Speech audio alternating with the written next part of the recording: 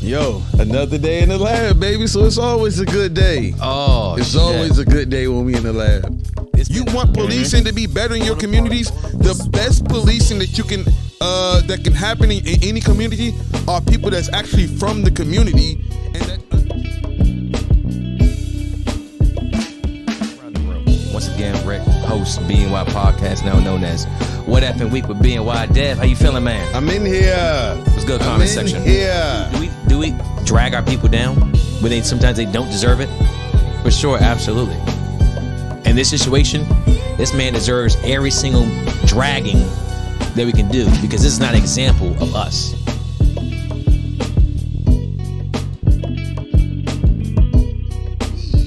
But you got the angles. You got the knowledge of the game, bro. This is where you're getting at, the IQ. Down. Like he's telling you what's going on. How he was a bad husband. How he was just doing things his way. He's apologizing to his wife like, yo. Pat ourselves on the back for that one because we didn't give yourself awards. I mean, who is? Yeah, no boy. Hey. Fun part, ladies and gentlemen. Apologies. You walk from patience. Behind the scenes troubleshooting. Facts. Not technology. Kind of one of the things where you never know what might happen on any given day. So. Hey. Without further ado, though, how's everybody doing tonight? Like we've been sitting here for the past hour. It's all good. Facts. Oh, Marquita, Michelle. Good to finally see y'all in purpose behind the mics too as well. BNY Studio. Round of applause. Yes, in the house. Absolutely. Welcome. I'm just getting a bunch of text messages popping in. Yeah, exactly. Good. I'm glad you were getting the messages and not me. So, Yeah. without further ado, let's go around the room real quick. Dev, how you feeling, man? Hey, it's another day in the lab, so I'm always happy to be here. Always grateful. Plus, we have our two esteemed guests with us. We're trying to get them on for months. Totally our fault. So we'll take the bullet on that one. But Which one was our fault, tonight or the previous? Hey, this is not personal. I promise. Seriously. It's not personal. We should start at 7. You know what? That was the plan. The plan was to start at 7, and then our service provider wouldn't connect to Facebook. Therefore, we wouldn't be able to read your comments. And I know how everybody would have felt by going over to YouTube, which actually isn't a bad move for the future. But no, for tonight's purposes, we ain't gonna just throw it on you like that. So thank you for bearing with us. We appreciate it. Absolutely. But let's go with our esteemed guest, Marquita. How you doing? How you all doing this evening? I'm doing well. Finally. Right. Definitely. Michelle, how about yourself? Hey, I'm good. I'm here. Always. Kids in the background. Right. So, Nobody, no moms, no tugging on the coattails, nothing oh like my that. God. Facts. Good. Before, God, what is this? Hold a second. Trying to tell because you, it was that 30-minute delay. it's Everybody's like saying, you- what Good happened? Lord. Someone just turned the Right. Wi-Fi on this Just building? tell them we're on. We're on live. It was worth the wait. It was. And we get it, guys. You guys are excited, ready to be here. I know what this Trust me. is. I know what this is. All right. I believe it. So, You don't even have to say it, and I think I know. no. We're I was just talking to Jenny about health insurance inside. This audio sounds good. So when you do you update something and then you get 1,000 calls from a bunch of different people. Yeah, hell of a time though. Gotcha. Hell of a time, baby. Appreciate you. Now let's get to some of these comments before we begin the podcast. Can't hear Marquita. Deb, take a look at our mic real quick. Make sure Okay. everything's on there. Ruh-roh. Was it set up? You should be fine. Take a look at comments. Stacy, how you doing? Good to hear from you again too as well. Angela, welcome back from Friday night. Good to have y'all. Zebby, Joseph Mank, what's going on with you? You start at 8:00. You know what? May be bad for the future. And let me know if you can hear Marquita too as well, because if so, we'll make some changes. We've had a few issues behind the scenes, but we're working through it. I'll be looking deaf. I'll look in comment section too as well as far as Marquita. That should be good. What we looking? Check. Can y'all hear me now? Check. It's popping up on 2 right there. Turn the volume up some. That one. Is that one? Is that the right one? Yeah. Yeah. Crank it. We should be good. Let's go from there. And so we'll go Michelle Try first. again. But yeah, we should be fine. We should be good. Try again. Hey, Try- this night's try been again. full of just full of issues. So if all else fails, I'll give you my mic and we'll go from there. And Okay. Dev run it. Then I do some things behind the scenes. You will be heard no matter what. I promise you that. So Facts. first things first. Let's start at the top. Michelle, who is Michelle Talkington? And why are you running? Off break. Let's Yeah. get right to Straight it. to it. No, right. So I always say first and foremost, right? I'm a mom, a wife, mom of 6 kids. So I stay busy. And I'm a business woman. So I literally stay busy with business. And there's a couple of them that I run. Husband and I own MAK remodeling service, so we're in the trades. I own a ton of fun theater, so I love children's theater. Vice chair Indian Head Center of the Arts. I work with other companies, which I won't even give the list, but busy people do a lot of things, but we get a lot done. And so been here in Charles County over 17 years. And Okay. western side of the county, I've seen a lot. We're kind of the ghost land, the forgotten land.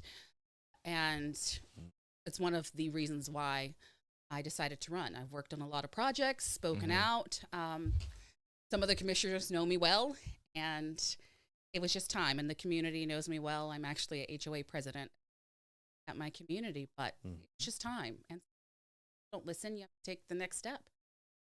And the next step for me in this leadership role was state senate representing Charles County. Looking forward to it. First of all, congratulations on your success as far as your business in the area too as well. 6 kids. Got me beat by 3. I think I'm already tapped out. So, but I don't know how you do it, but definitely appreciate your support for the community running too as well.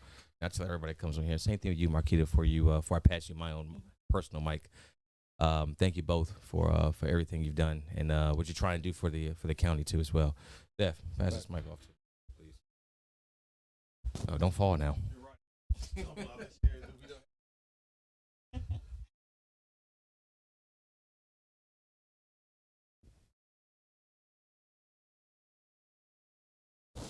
Oh, okay. So I am Marquita Bushrod. I am a wife. I'm a mom. I'm a hard worker. I'm a product by day, and by night I'm running a camp. I see a lot of good and potential. It's very family oriented, and I think that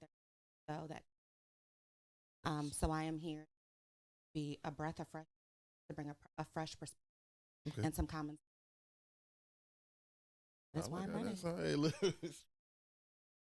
Yeah, I got you. So, obviously, you guys both are women of many hats, moms, business owners, politicians. How do you all manage to balance so many different things that's going on with you all? Like, how superwoman indeed. Like, how do you all manage that? Well, it's a lot. To be honest, though, it's a lot of prayer. Right, It's a lot of prayer facts. involved, individually and together, and just staying focused on the mission at hand. We both love the county. I love the county. Michelle does, and we're here to do some good in the county. So that's the motivation every day. Okay. It won't stop. It won't even stop after the election, regardless of what happens. The mission still continues. Okay. I love the question. I say define balance, right? Because when you do a lot of things, for some people it might be a lot to take on, and for others, I'm the type of personality that if I put down 2 things, I'd probably pick up 10 more. It's just what I do. I'm really high energy, so yeah, I Gotta be. keep going. I mean, I do drink a lot of coffee, but even without without the caffeine, literally probably about 2 pots a day of coffee. Got you. She's hard. Right. Hard. There will be time to rest. The But time's not now. Not right The now. time's though. not Not at now. all. Nah, definitely. You guys, from what I've come to know about you all, are very tight. Like friendship is solid. whenever I see you all, especially like in certain events, you guys are together, working crowds, just being genuine yourselves, but you guys are always wearing a smile. And you guys, that's one thing that I've always like kind of come to notice and appreciate. You guys are really, really close. Like, what's the inception of this friendship and this, Isn't it? Okay, so you want to take it? I'll take it. No, go ahead. We, Michelle and Marquita, we actually just met on the campaign trail. Really? We met in February. February. Mm-hmm. Okay, wow. I'd made my announcement that I was going to run and was Republican Central Committee. Marquita came into one of the next meetings. I think maybe it was my 4th meeting that I even attended myself. I was new to the political scene, and she came in and we were discussing, running for office. And I talked to her. She said she was running, what she was running for. We connected. I said, call me. I'll walk you through the process. And if I tell someone to call me, I actually mean it. Yeah. So anybody who knows me, it'll probably pop up. No, I mean it. If it's 2 a.m, call me. Right. And I did. Called her, walked her through. The next day, we set up a Zoom call. Wasn't that a Yeah, Zoom? And I we walked did her a Zoom. through the campaign finance and everything. Yeah. Because, I don't know, it's just my personality. And I think really we just clicked. Immediately. Similar sense of humor. Yeah. I mean, there's a balance where Marquita is here, I'm here, and vice versa. So we balance each other out. Finish the sentence. A lot. Right. It is funny. It's random and very sudden. It What happened you've very noticed suddenly. is we have a good dynamic. Yeah. Right, exactly. I wouldn't have dynamic. I wouldn't have never guessed that February. Yeah. Yeah, this year. Yeah. As long as you all know each other. 'Cause it seemed like a really genuine friendship between you all. So I would have given it years. Oh, wow. I will, you know what, not to get too spiritual on everybody, but there's like kindred connections. It's Yeah. like a spiritual True. connection. It's like we relate. We know we're on a similar mission. It Right. just fell into place that way. Yeah. It did. Speaking of similar missions, right along that path, let's get into you all's mission here in Come Charles on. County. Come And, on. what is you all's plans and how does it relate to one another? Like, how do you guys kind of synergize and what's you all's plan? Like, just overall, and then we'll start breaking down platform. As far as you all's missions for Charles County, like, what is you all? So my mission is to have a focus on education, just to make sure, to see what our children are learning, to see what they're being involved with on a day-to-day. So not coming from perspective, but just overall, like being not having concern for, but being interested and involved in what is system. So to me, that's at the heart. I have a 5 Michelle, so that there is absolute. Okay. Additionally, I have care for infrastructure of Charles, particularly. So that goes not just the road, but also the amenities that we have. When we look throughout the county, various areas have more. And I think when you have so much and you lack certain amenities, that can be a problem. And so that's something definitely aiding and solving. Okay. So Yeah. her. So I just want everybody to know that we know what we're getting into, and so we're in the legislative side, right? So we're not running for commissioner. There's going to be problems that we will not be able to solve. Like there's no way to solve it. So we're going to tackle some bigger issues, but we know we're going to have to work together, and that's why what you see here, like our relationship here, is fantastic. Because having a senator who already gets along and knows and works well with a delegate, and we're out in the county, and we're out in the streets, and we actually listen to people. I've often go to events, and that's the only time I've ever seen some of our politicians. Well, most of the people that we go, they've seen me. Yeah. I'm all over the place. Right. And so legislatively, I think I'm focusing on, and I know Marquita and I have discussed it a lot, it really comes down to, for Charles County specifically, economy. So I have economic goals, infrastructure, and for me, having a background, like I actually took exams in for my Virginia Class A license for general contracting. We have major infrastructure issues. We have major contract issues, and Absolutely. we got to stop putting the cart before the horse, so to speak. Right. And we have to start telling people the truth. So again, I know we'll go into detail, but I'm going to tell the truth and shame the devil that some of these projects we talk about can't possibly get here for more than a decade off. There are just I mean, anybody out there, I'm going to shout out to my contractor, anybody who's done any contracts, right? We know how long stuff can get lost Right. in a study. Right. I'm gonna look into this. How long you gonna look into that? Right. When are we Right. gonna break down? Right. How long is stuff gonna be put in a permitting office? Right.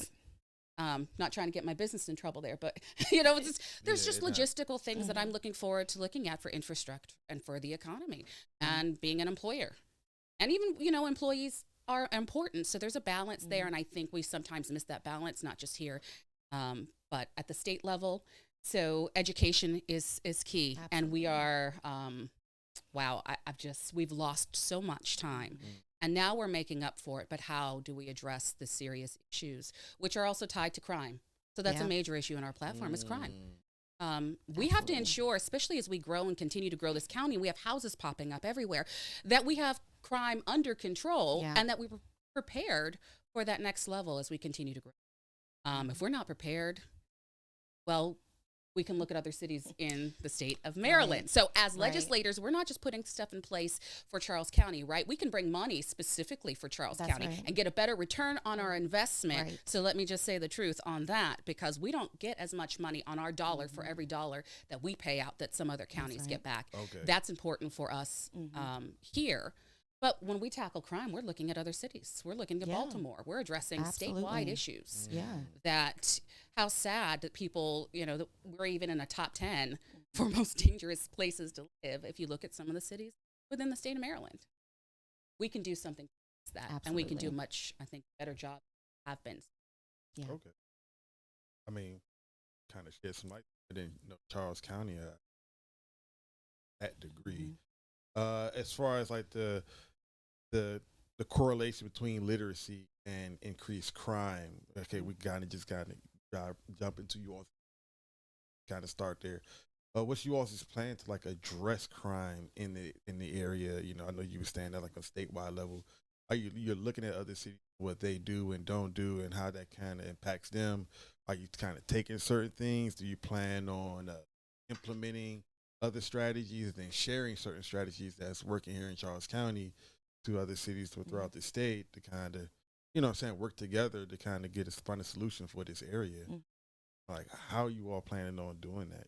What's you all's goal to kind of address that issue? So I think the first step is to support the police department, to fund the police department, while at the same time holding them accountable and providing proper training. So funding and accountability, to me, go hand in hand. We cannot say defund the police and then expect a response when we call 911. That makes no sense to me. So we have to fund them, but we have to make sure they're accountable, and we have to make sure they have the resources and the proper training. I think it starts there. Once we get that under our belt, then revisiting what's happening in other counties within Maryland, or just in other states. I mean, whatever we need to make those moves and make connections that we can make sure that we are bringing in the proper resources to answer the literacy along with the crime element. Got you. Sorry about that, everyone. We got a lot of technical issues that we're trying to address up right. Check. Right. So I apologize about that. So for me, it's important. Partnership is, yeah. Okay. Okay. Can you hear? Let us know in the comment section. Marquita, just give us a quick mic check so we can Mic check, testing 1, 2. y'all let us know how she sounds. How does it sound? Coming in nice and clear. We'll get there. Somebody address Okay. it sooner or later. Everybody up there, maybe everybody will saying reply. hi. Right. Hey, Julie. So Michelle, I'm Yeah. sorry. Continue, please. No, I mean, I'm sure Marquita will expand on ideas for accountability. I think Absolutely. what we're seeing is when something goes wrong, it's important to have that accountability to show, hey, these are the processes. Every once in a while, something happens. But again, I'll let you talk about that part. What I plan to address is, one, we have to be able to enforce the rules that we already have, right? So it's like going into my house and my kids have a bunch of chores set up, right? I always have an analogy. kids. But if we have a bunch of chores set up and there's consequences and we come in and it's not done and then I just walk away, okay, great. Yeah. But they know the rules. Right. We have right. house rules. Well, we have laws on the books. We have processes in place. So we have to make sure that if somebody's breaking a crime, committing a crime, breaking the law, that they are held accountable. And I say, if somebody's breaking the law or doing the wrong thing across the board, I don't care who. I don't care if it's a professional businessman, woman. I don't care what position you're in. You're committing a crime. Right. But we have stuff there. Why are we not enforcing it?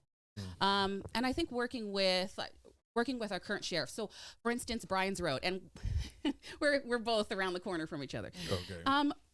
We have to encourage. Let me just tell you, I support the police department. You have to understand that what happens when we don't have the next generation that want to become police officers, that want to become firemen, that want to become nurses. What happens to the next generation that doesn't want to build or be plumbers, right? We're going to be out of luck. So we have to find the right balance, and that's working with who we currently have. And I think I've worked with our police department here, and I actually think we have a great department. So maybe we need to have a lot more outreach. Yeah. Maybe we need to have a lot more like National Night Out, which I sponsored for our area. We need to be out there working with the police and getting an understanding. Those could be forums. Those could be, hey, we're all cleaning together. What are we doing together? Right. But we have an office in Bryan's Road that didn't have a full-time staff member. Right. So when I went to file a police report because there's crime in my community, and this is not from homegrown crime. Let me just preface. We had a string of people that drove out from Prince George's County and some that drove right up 210 Highway from D.C., hit up all the neighborhoods, broke into the cars, broke into the garages, robbed people, and then went up the street, right? So if we're going to file a police report, we can call the police and get them there, but there's a time delay. So thank goodness nobody was harmed. And going to the station, there's nobody there. So they're working on it. I mean, I've talked to our department, and they're working on it, getting a full-time staff member there and everything. That's what I'm saying. There's transparency. We need to be clear what our departments are doing, what policies are in place. Right. And then we also have to, again, I'm going to say it all day long, crime is a crime. Crime is a crime. And neighbors and community members, watch out for each other. I'm getting kind of tired of people, don't ask, don't tell, don't look out the window. We all have Ring cameras. Right. I'm gonna tell you what. My community, Southampton, they would look, such and such did. So we had this because we had teenagers now who, and this is a problem. And and COVID just kind of exacerbated. It just pushed it to a brink. And we have kids that we're getting into a lot of trouble. They're breaking things. They're vandalizing our property. We're trying to get community property. We're watching them, and there's a level of disrespect. But there's not a lot for them to do. So it's we got to find that balance here in the county, and we haven't found that yet. We haven't found that balance as far as I see, especially West Charles. Stay out of crime, stay out of trouble. Well, what are we telling them to do? Exactly. And everybody doesn't play basketball. Let me just say that. I love sports centers and everything, but some kids like to swim, some kids want to play chess, some kids are just they want to game all day long. Yeah. We have to strike that. And that actually requires working as a community and out and listening to the people who live here, not to the we just tell the truth. Sometimes we get into offices where we represent people and we start representing maybe other counties, or we start representing our constituents and other senators, and we co-sign on bills and things. That's great. But what about the people here in the county that you represent? Right. Yeah. Right. And maybe you're just too far removed from that. And we have young children. Yeah. Yeah. Absolutely. Right. I want to keep my children here. And my kids don't even, I have a grown child who's like, I'm not going to live here. Right. Why do I want to live here? Well, what's here for her? So what's here for that next generation? So if we have crime in the community and it's not safe for my kids to go out and play, and I'm always looking over a corner and I got a ring, and I have a Ring camera, and I'm nervous about them crossing the street at this point. How do we keep it together? How do we keep it together? There's so many. It is. Because it's like lack of a for them to do. The job market is not what it should be. I mean, there's so many different things. But you get into trouble. So that still all comes down to crime. Yeah. And how do we address it? We address it by working with the police department. We address it with transparency. We address it with enforcing the law that's on the books and not being apologetic. Right. Why do I have to apologize for you if you broke into my house? Right. And then you're catching a case. Sorry, not sorry. I think we're Okay. right. You All want right. yours back? All right. Give us a mic check. That should. All right, mic check 1, 2. Am I there? My goodness. Got to stay strapped. Actually, I am card carrying, so don't worry. Don't worry about that. Hey. I'm not the one. I know that's right. Or the two. Or the right, two. right. Look, you know what? Let's just, Let just it be tell known. the truth. Let it be Let known. it be Don't come over known. here Try it with if you want to. And we are the fastest growing, traffic of Yeah. weapons. Oh, women? Yeah, Mhm. women, minorities. Minority Yeah, women. Okay. really. It makes sense, though. It should. That's how it should be. I told my friend, ladies, get your thing.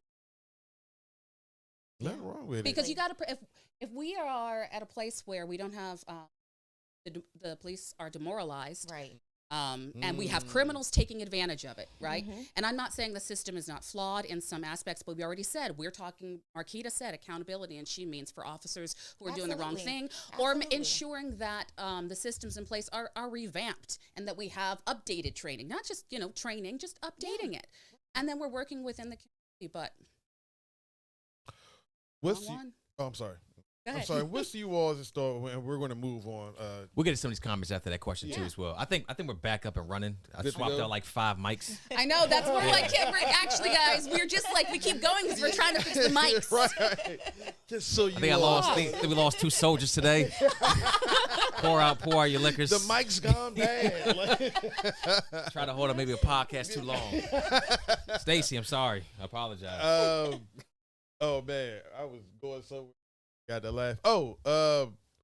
What's you all's is so Carlos child? Well, it kind of goes along with my question as far as like accountability for the police, holding police accountability, building trust within the communities for police officers, department, so that you kind of have that, that environment where people are trusting, they're reporting, they're calling, and then that way it feeds, to the police. And how do you address that? Because there's a lot of distrust based on things that's been going on nationally, as we're all, I'm pretty sure we're aware of.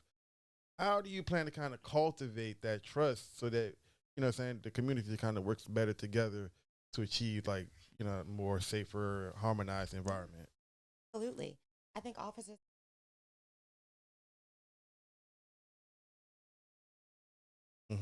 That would be Like the because they born would there. build They, rapport. Exactly. Got you. They would be building rapport.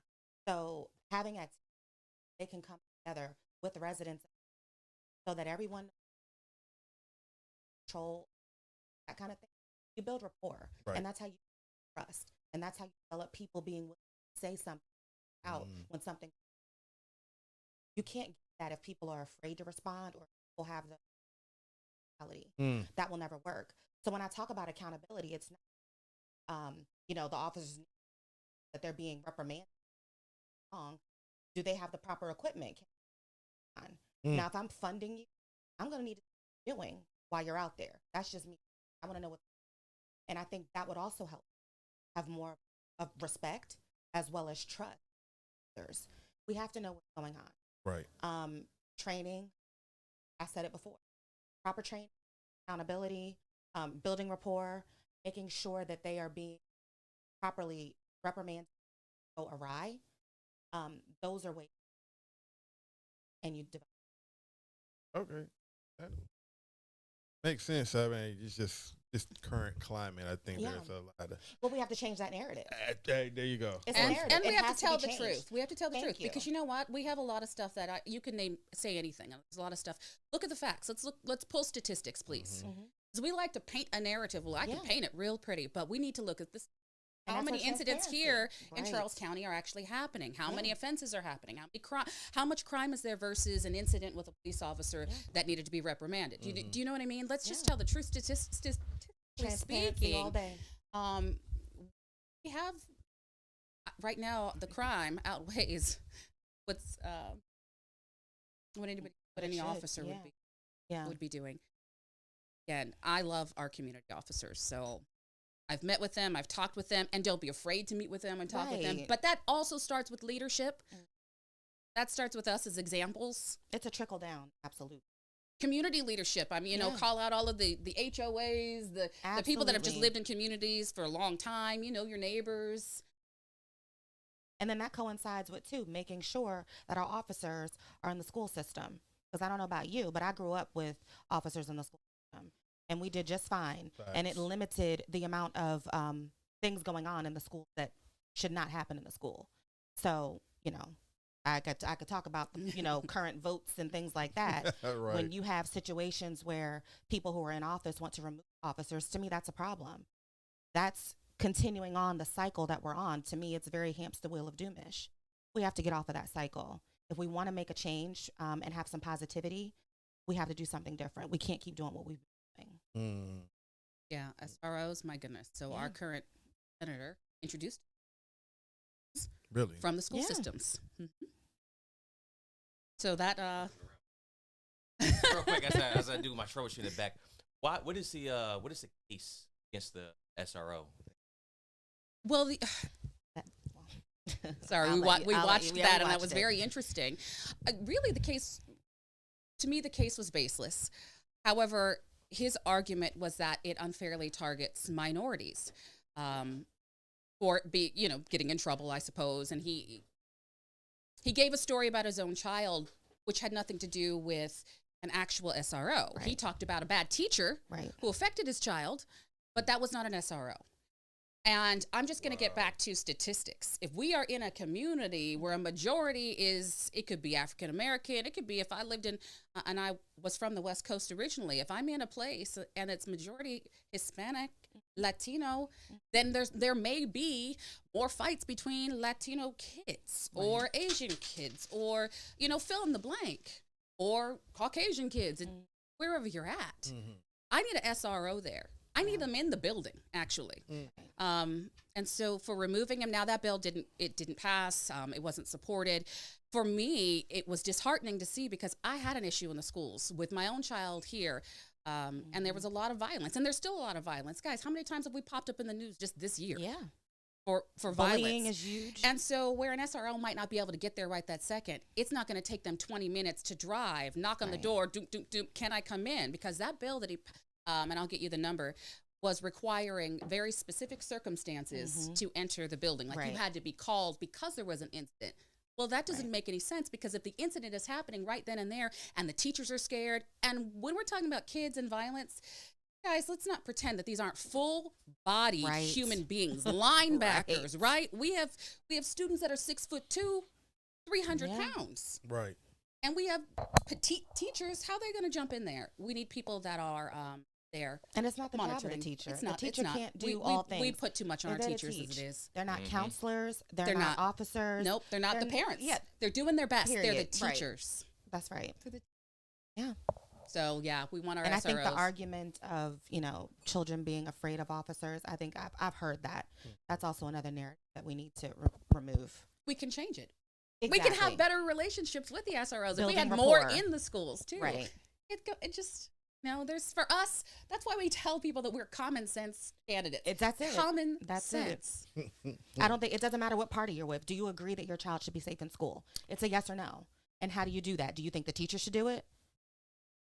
If you, well, I would say no. I want the Do you teachers think to an teach. officer should do it? That just is they're common there for a sense. reason. And officers could be, Right. the SROs could be retired military, could be Yeah. retired teachers. They could come from several sources if we're training them Absolutely. to be there as an authority figure to keep students safe and to keep teachers safe. That's right. And that to me is basic, and it's common sense. It's simple. Safety should be simple, not complicated. Absolutely. I think I'm back with you. I haven't had this mic broken out since. Dude. It's been some times you've It's seen been a this one. while. Just make sure the Dust volume's right. cobwebs off of Yeah. that one. Had to make sure everything's Oh my. good. We'll be back. But I want to stick with your SRO point too as well. So that, I mean, obviously with everything going off as far as school shootings, things that and the third, you don't want to get rid of another possible deterrent in the way of that. So, and I understand your point too as well as far as this obviously a majority of a minority county, so you have more issues. I've seen the reports myself too as well, and I would say everybody can agree if there is a SRO that's practicing and discrimination or anything like that, that individual should be removed. But does that mean remove the whole entire program? You want to at least keep somebody there just in case. This is the America you're living in. You want to make sure that somebody could be there to respond. You said like 20 minutes. Somebody could be attending something else as far as officer goes. So, you said a bill failed. So there was actually a provision in there to allow them for the bathroom. They could come in if they had to go to the. Yeah, but I know that fight's not over with. Yeah, it is. Yeah, I've talked to several individuals in there, even surrounding counties too as well, that like to see the SROs out. So I expect that to just continue. There was a poll that was taken right after that year that actually showed that over 5,000 people that were surveyed here in the county, and overwhelming majority supported SROs and thought it was an issue to reducing crime in the schools. And that's when you talk to parents. And again, it comes back to you don't always have to come up with your own ideas when there are residents of the county that you represent who are telling you what they want and they don't want. Right. And we've got to get to that point where we stop ignoring what people are saying that they want. And I don't mean maybe a fringe minority of something. I mean a majority of Charles County residents. If the majority, and that's for at the legislative level, for the commissioners running, for the school board members running, anybody in this who's stepping up to take a leadership role or who is continuing their leadership role. It's time to listen. It's time to listen. Let's get to some of these comments too as well. Let's go and listen to the people. Yeah. Thank you for your patience. We had to get a few things right, and that Marquita and Michelle cook for a little bit too as well. Let's go. I'm working my way from. I'm working way from the bottom up. Let's see. Pal. Stacy, why do we have something like Pal? Does that ring a bell to you? I'm not. I believe she spelled it out, but Stacey, if you could clarify what it is. PAL is police or RU athletic club. Was very involved with youth, officers, coach, and mentors. A great way to build a community.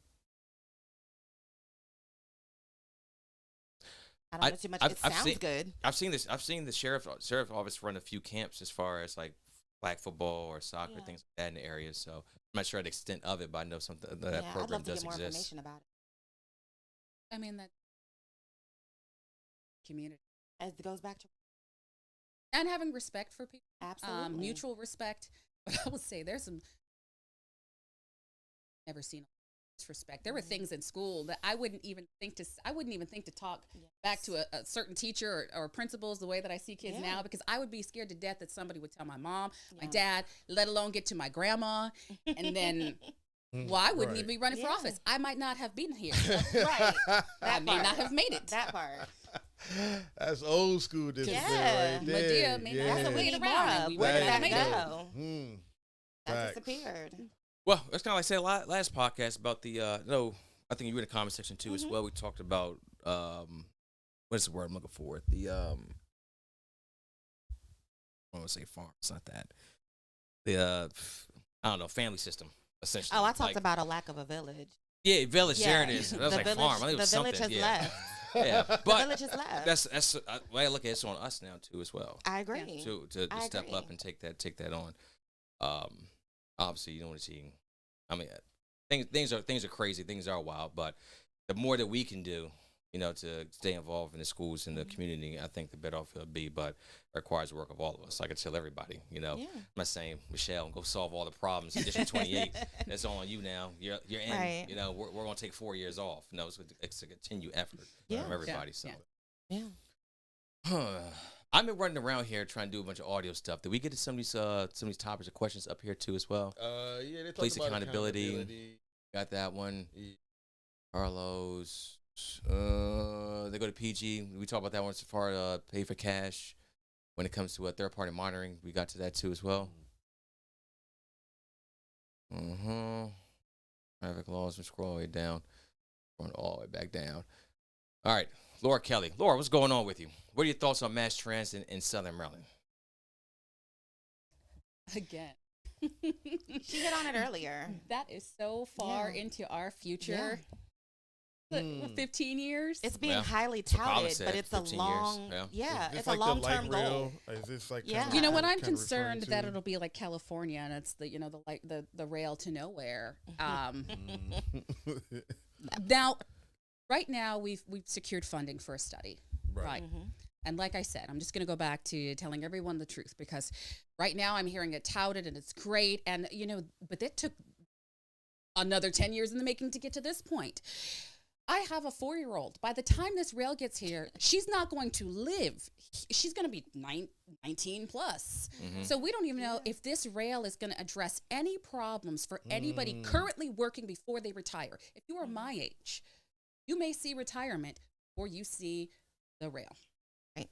And that's, so let's just, now that that's laid out, and then, we don't know who's building it, and we don't know where's, there's a lot of issues with that, and what traffic patterns have to change in order for that rail to be built. So I guarantee if that process starts, we will have a lot of complaints about the other traffic issues while the rail is coming in. I'm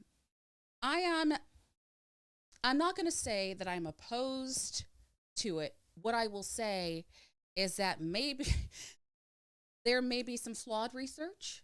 And then we have to really think about what kind of community we want to be. Now, this is catch-22. We need to have businesses here, right? Big businesses. And big businesses can tend to be where there's easy access, where commuters can get in. And light rail could help with that.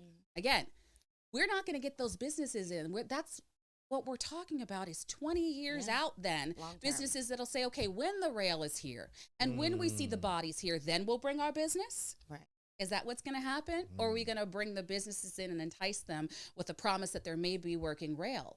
And how many individuals at that point, if we are transitioning and we're got all this car, gas and electric vehicle, all of that happening. I won't go into all of that. We'll see what happens after the election with the EVs, which I can't drive because I'm not doing the 12 passengers. If you see what I drive, that's just not going to work. I don't have time to pull over and check. Negative. Right. But how many individuals are committed, and I'm talking about committed to being on that rail? And that's what I want to hear. I don't want to just hear from the commuters that are here now and saying, oh, that would be nice. Oh, that would be great. How many of you are committing to put out your money, parking in those parking lots, taking that rail and going to work? I want to know that, because what I would prefer as a legislator is to bring businesses here where we are driving within the county and we actually work within the county. Right. Wouldn't that be wonderful that we don't have to go so far away as Charles County residents to have a good paying job and to have a career, having a career that we can retire on? Can we, because we're losing seniors like crazy. We're losing people, even businesses, we're losing them. They're leaving the county, they're leaving the state. How can we reverse that? Bringing more to the county. It starts there. Right now, people sleep in Charles County. You're traveling up there to get, really, a good grocery store, a lot of people travel to get to one. If you want to go out on a date night, where are you going to Charles County? Green Turtle? Are you? No. That's actually a good answer. That's a good answer. Okay. But you know what? Well, listen, I want to go somewhere a little bit. I love Green Turtle, but I want to Nah, fancy, I'm with you. You know what I mean? With you. We want to go out. You know. That's what And you're I doing would love tonight. to do it here. Yeah, we do go. I have a couple of spots that I go to, but you're right. We travel out. We have become and are rapidly becoming, because there's growth in the county, but it's like bedroom community growth. It's not necessarily businesses, and we have a lot of small businesses here, and I love them, but it's almost like you could be a small business up to a point. I don't see a lot of those businesses breaking a ceiling and becoming multi-million-dollar industries here in Charles County. So we have a lot of small businesses employing a few employees, and sometimes struggling to keep afloat. Really, right now, look at this economy. We are beyond struggling. Do you know, I'm going to keep it real. My trucks, our work trucks, when we have to fill their gas tank, thousands and thousands of dollars more per month. When you're starting to see a $2,000, $3,000, $4,000 It's like, counting 5, 10, 15, 20, 25, 30, 35, 40, 45, 50, 55. Just say, lighten it up. Definitely.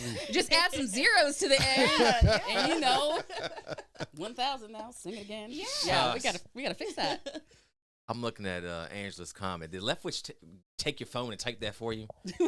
Hey, Angela, you get a pride with bringing the strip club down here? I was there at that meeting. Angela, that's funny as hell. Yeah. That's Of funny. all the things to bring. Next to the church, fire department, Wait and the a elementary minute. school. Hey, Come on. hey. Now, come on. Come on. You know where to go at on Sunday. Hey, look. Come on. No. Oh my God. No. Let's I'm not. Let's No, stick- sir. Not. Mm-mm. So let's stick with it. So y'all said a couple things there, which I like to hear too as well. You want to expand the growth of businesses and jobs here in Charles County. What kind of jobs would you be, Marquita, answer for you? What kind of jobs would you be interested to see here, so that people aren't just sleeping here; they're actually working, shopping, eating, and spending time here. Absolutely. Listen, right there. Mm-hmm. Can we not get some kind that would bring, a livable jobs, plural, here? I think it starts there. We do have that coming. The tech corridor. Yeah. But that's been a But long how time long in is that? Right. that was a long time in the making. So I mean, where's Tukri? I'm just saying there is a long history here in this county of projects missed, opportunities missed. That's true. It's very Businesses that could have been built. true. Mm-hmm. Like them or not, casinos, harbor, things that could have been there that are not. And the same thing with White Plains, shopping centers, things that could have been but are not. So we're kind of backtracking and saying, man, if only we had. So there's pushback. There's people that are pro and against, pro con, both sides. But that tech corridor, we are opening more businesses, but not at a pace that's, again, that's like that 15-year out in the future. Will that be sufficient to where when my students graduate, your child graduates, will they still be here? So what can we do to take a little bit more immediate action? And I say we can start maybe with those businesses that are here existing and work with them and see how they can grow. And I'm going to tell you, there's a lack of mentorship. Legislatively, that's something I could address, is like, how are we working with existing businesses? Are there funds that can go to create programs to keep businesses to where they grow, where they expand? Right. And we have trades. Yeah. We have some great manufacturers Absolutely. here. I mean, we could have more. Need a lot more. Starting in high. We don't That needs to focus on come. that Yeah, that anymore. needs to be a I'm getting focus. tired of that. Not every college. Mm-hmm. It's just not. Get some trades and some technical. Where are they? Are those types of programs, are they within? I was hearing like some were being removed and They're trying to bring 'em focused back, to very like- few schools. Right. So what happens with those vocational schools or those programs within the schools? Everybody's fighting for it. So you could be districted to go to that one particular high school, right? Or you can fight it out, duke it out, and be one of the lucky ones that's chosen to go there. So why have there were programs in the past. It's time to bring them back. Yeah. I need to see, again, I've said, I've been in a room with even some of our elected officials and talk back and forth, and I do not begrudge anybody all of their degrees. We went to college, Yeah. right? Again, college is not for everybody. And I'm going to say it over and over. You can have the best building. You can be in tech. You can be an attorney. You could be an accountant, all the things. When your toilet breaks, you need me. When there's a flood, you need me. If your car breaks drywall, down. your car breaks down, Yes. where are you going to be? So of all of the degrees that you can have and everything that you're telling kids, you got to do this, you got to do that. And we got a lot of kids that are fantastically me in theater, right? And we're getting liberal arts degrees or we're getting theater performance degrees that you can't come, if you're paying for $1,000 a year school, what job are you going to get in that career as an artist or as an actor or as a singer? I'm not against it. I'm just saying, let's start teaching our children to prepare for a sustainable future. And one of my oldest sons said, Mom, I could make more as a janitor than I could go into college and getting a 4-year degree in the field that he likes. He said, I could do that as a hobby and study it, but I could actually have a living and get in my own place if I created a janitorial business. And maybe that's because we're already in the trades, but I just think we need to start encouraging students that there's different potential. There's other things out there. And we have buildings. College of Southern Maryland, we have some of the best facilities here, welding and you name it. And we just aren't taking advantage of that, and we're not students and adults retraining. You know, adults that are like, look, I'm not satisfied doing this. Right. I've been bartending for a long time, or I've been I've been doing something for a long time, and maybe it's time for me to learn a trade. We can learn at all ages. I'm a forever learner. Alternative. So in office, you like to see a more robust trade jobs, blue collar jobs in the area. We can bring immediate businesses that they look to open up here. During the pandemic, the number of people, the mass of a lot that you go to, and how many, try to start during, like the mass. It's time and show. Yeah, you can go to our alternate paths, and those paths you probably won't. Hey, there it And is. you know what? I'm just going to say, we say blue collar, but it's blue collar to a point, because if you're like me and you build a business, why have employees? And then I'm building essentially it's blue collar, but you can be a business builder. You are actually creating and building wealth in those trades. Should be good. I say just come a little. But little yeah, closer. Check that. again, I support our community college. Another thing that our current senator proposed to dismantle, to make CSM Charles County Community College. Yeah. And I'm saying CSM, I like CSM just the way it is, but I like what they have. And I've worked with the professors there. I've worked with CSM, and I want their programs there. They actually do a introduction to construction classes. So they actually have trades. And again, That's awesome. Depending on the profession that you want to be, you need college, right? You need 4 years, 8 years. We need those degrees. We need those attorneys. We need people well-studied, well-versed. It's just not for everyone. That's right. And when things fall apart, you need people some. Yeah. You know, And we need students to know that it's okay. Yeah. Whatever path you decide, it's okay.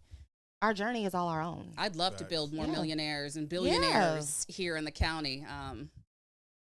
Absolutely. We need some more. We need some. Keep modern some doors. of that money home too as well. Yeah, that's that part. Please fix Marquita's. I think we just did. If not, then I got another plan. I'll do. Another plan. Let me ask you both this too as well. So we kind of touched on businesses, and obviously your jobs in office would be heavy legislation. Talk with the people, see what we can get passed. I believe someone's mentioned amenities up there too as well. Now we mentioned attracting businesses. Now we got a lot of youth here and just young adults too as well. What are some things you like to see in the area? I know you've mentioned not everyone plays sports, but I just want to expand to that. And that, but so for me, it's not just our youth. There are families here, there are veterans here, there are an elderly population. I think there needs to be things put in place for all groups. It's not just, yes, we need to focus on the youth. That's obviously on the list.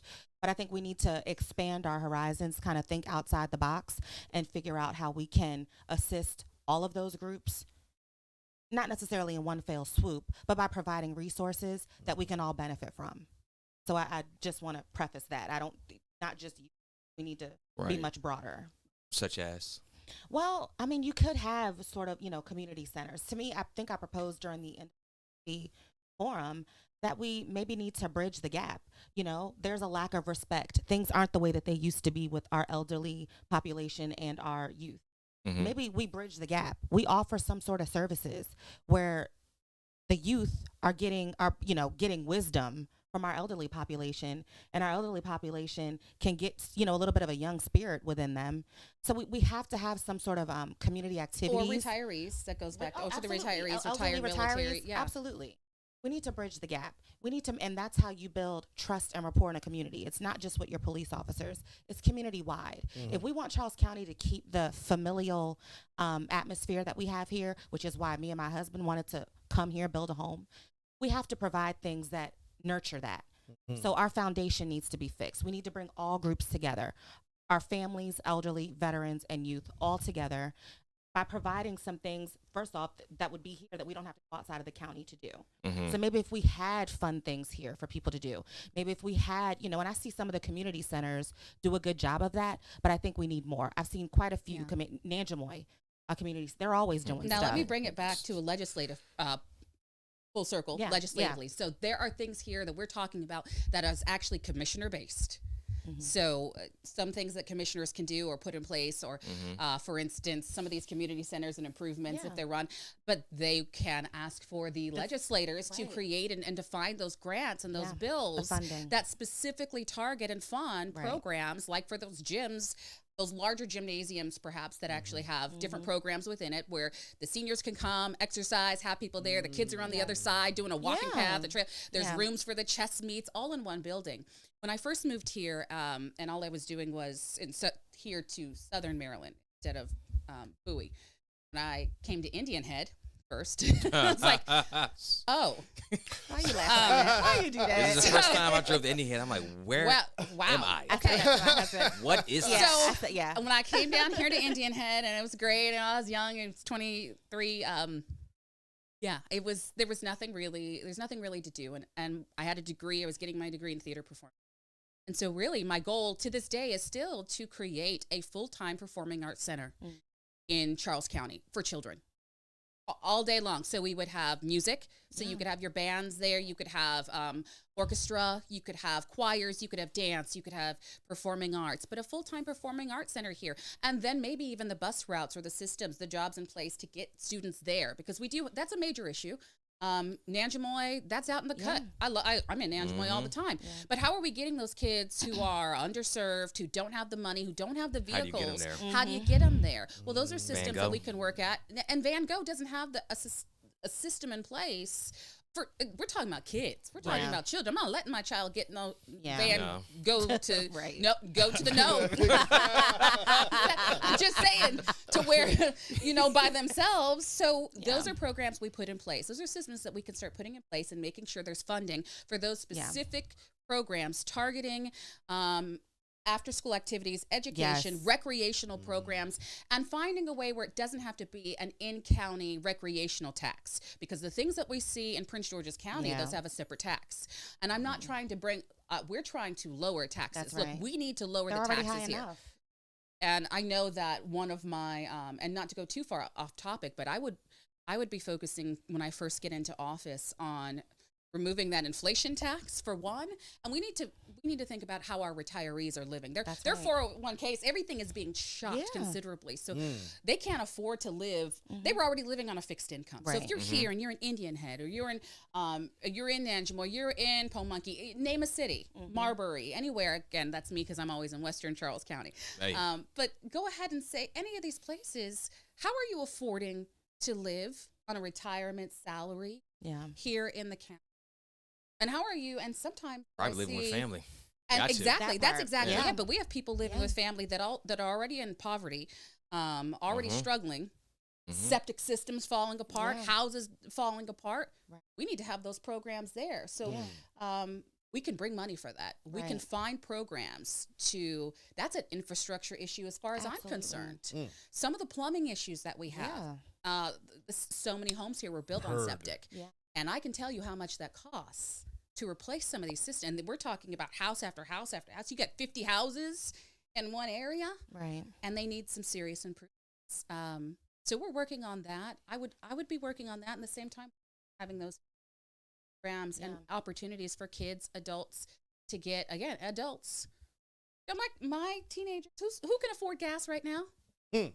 Ain't going nowhere. So even if you so I'm just saying, even if you had a vehicle, even if you're a family who is struggling and you're making ends meet, and if you work here in the county, heaven forbid, because salaries, you may not be getting paid enough. Right. So you are really budgeting. You have to make tough decisions and to look at this collectively. How can we collectively make sure that we have facilities for people to have entertainment, exercise, extracurricular tutoring, maybe in those centers, right? Get people there to the center. So that's a transportation issue, not just transportation. It goes to, again, the roads, that infrastructure, but that, however, is going to be local level. So the commissioners can work with us to see how we need to address that. Let's stick with that point. There's a question there too, as well, as far as a state senator, delegates, and commissioners. What is the relationship as far as all of them working together? Mr. Lethbridge more so pointing out that he felt there's too many finger pointing, that it's this person's job, instead of collectively coming together to solve the issues of the county. I agree. There are way too many fingers pointed, but I think it's more than just bringing in those three parties, the state senator, state delegate, and commissioner. I think you need to take this to the people, because the people have a lot to say. The people have a lot of requests. The people have a lot of questions about how things have been done previously, and they want answers. And as a citizen myself, I want answers too, which is why I'm in this seat right now. I'm not running, for fun. I'm running because I see that there are issues, and I see that there's a better way for things to be handled. And we need to move forward doing something different and not what we've been doing in the past. So I have the same question for him, but I think it starts with bringing in the people. When I'm out and about, when we're out and about, we're talking to the people. We're hearing things. People want new things. They want to know, well, what are you going to do different? When is my voice going to be heard? I've never seen who's in office, who currently is in office. I don't see them. There's a lot of people who don't even know who people are. Right. And that's just keeping it real. So it starts with being actually out there, having your feet in the streets, meeting people, and not always just talking about your platform, but listening to what they have to say.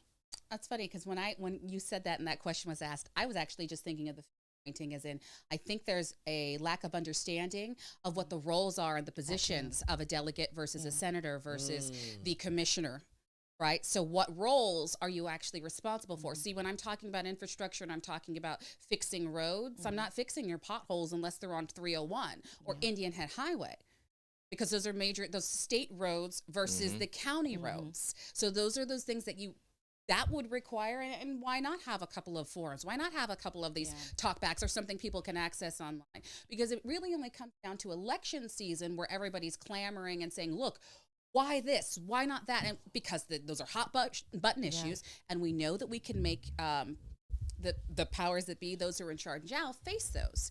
But what is the relationship? So oftentimes there are larger projects. It could be 301. Let's just stick to lighting, traffic. How many hours are we spending in traffic? Right.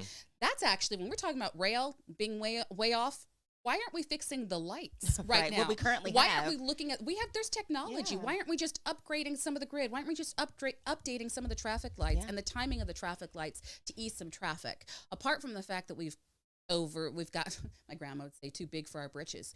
We overbuilt the houses without paying attention to the roads. But the state can address those issues. Now the county can put in certain requests for projects.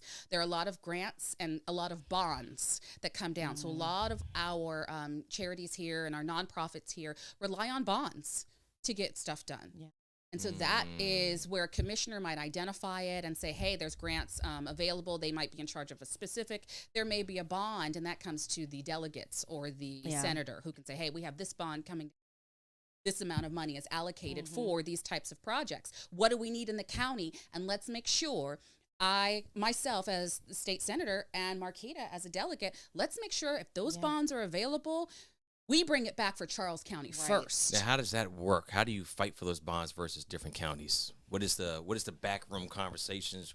Who's deciding all of that? Well, I'm about to find out. Yeah, I haven't been in those rooms, but I have a big mouth. So listen, at the end of the day, we're running to support and to be responsible for what happens in Charles County. So what else are we supposed to do in Annapolis but make sure our voice is heard? I love Maryland, but my responsibility is Charles County at the end of the day. I'm seeing people, some of our delegates, that are putting more money into like the Baltimore Symphony than they are to Charles County, because that's a problem. Who's this? Hey, well, this is BNY. What names are we talking about here? It's all public information. Just make it easier for the people. It's all public information. I'm just saying that I want to make sure that if I'm a senator here representing Charles County, that I'm not standing next to my buddy, and I love Anne Arundel County. I love Baltimore, but I'm not sitting next to my buddies there and be like, oh, you need this for you? Let me that's a good one for you. I need to look and see what now Lifestyles. It's a fantastic program here, and there's so many other poema. Part of my platform is defending women and children, the rights of women and children. Keep making sure that they are safe, and I know a lot of personal friends and family that are survivors, domestic abuse survivors. So some of these projects are near and dear to my heart. and making sure there are bonds and programs, and there could be more. So we can pull those fundings. When we see it, we say, look, there is $10 million coming for battered women's shelters. Well, I'm going to be the first one looking through the paper and say, okay, I need that money. Mm-hmm. And then we're going to get into the rooms, like you said, the back rooms. Yeah, and the we're back going to fight. rooms. We're going to fight to get that money, and I'm going to find the programs here that can apply for those bonds. That can apply. That comes down to your grant writing and applying, making sure that you know that's an issue. Making sure you know that it even exists. Are you even aware? Education, folks. Education is key, and so that goes back to the question asked: are you aware what your senator and delegates do versus what your commissioners are responsible for in the county? I think the big thing coming from the people is that they just want to see a united front. Obviously, because your job is to fight for money to come down here to fund the projects, which just trickle down from there. So a united face or a forum where a state senator sitting with a commissioner, it's just good. This is a good look for the people because in times of crisis, all people want to see is title, your face, and what are you doing. So. And I know that it may not be your specific role or job, but that just to have the face and talk amongst the people goes a long way. I think that's a necessity. And the push too as well. You can light a fire behind that. Yeah. I still want that name about that Baltimore well, let me too just as well. say that I sat in I watched the commissioners meeting earlier this year, and they were blindsided by Senator Ellis's bill that was taking apart College of Southern Maryland. We saw the commissioners in a room saying, what? And kind of talking about, oh no. So it's live. You can go back in January and February and you can watch it. But the fact that our commissioners here were so upset about our senator proposing a bill without seemingly getting their approval, their knowledge, their heads up, their anything. So they were they weren't connected. There was no communication. And that was not just the one issue. There was more than one issue that they had. Well, why didn't he say something? Why weren't we aware? Did he get the opinion of us? Did he get our opinion? Is the current senator getting the opinion of the commissioners? Is the current senator getting, and I'm just speaking for this, I'm running for Senate, so that's why I'm speaking directly to that point. Are you working? Did you work with? Did you ask people at the college? Right? So when we're talking about maybe breaking apart something as large as CSM, I mean, that's kind of that is a name. That's something that's been here for a while, 20 years. It's been here for a long time. Who did you talk to? Not just a handful of people who might have been disgruntled employees. Right. Did you find out one of the arguments was that the aquatic center was closed, but a lot of things were shut down during COVID for renovation. So when you're not figuring that out or finding that out, and do you know the process? If we were to become a separate college, there's a process. Accreditation process. Accreditation is huge. But that was an issue. There was no communication.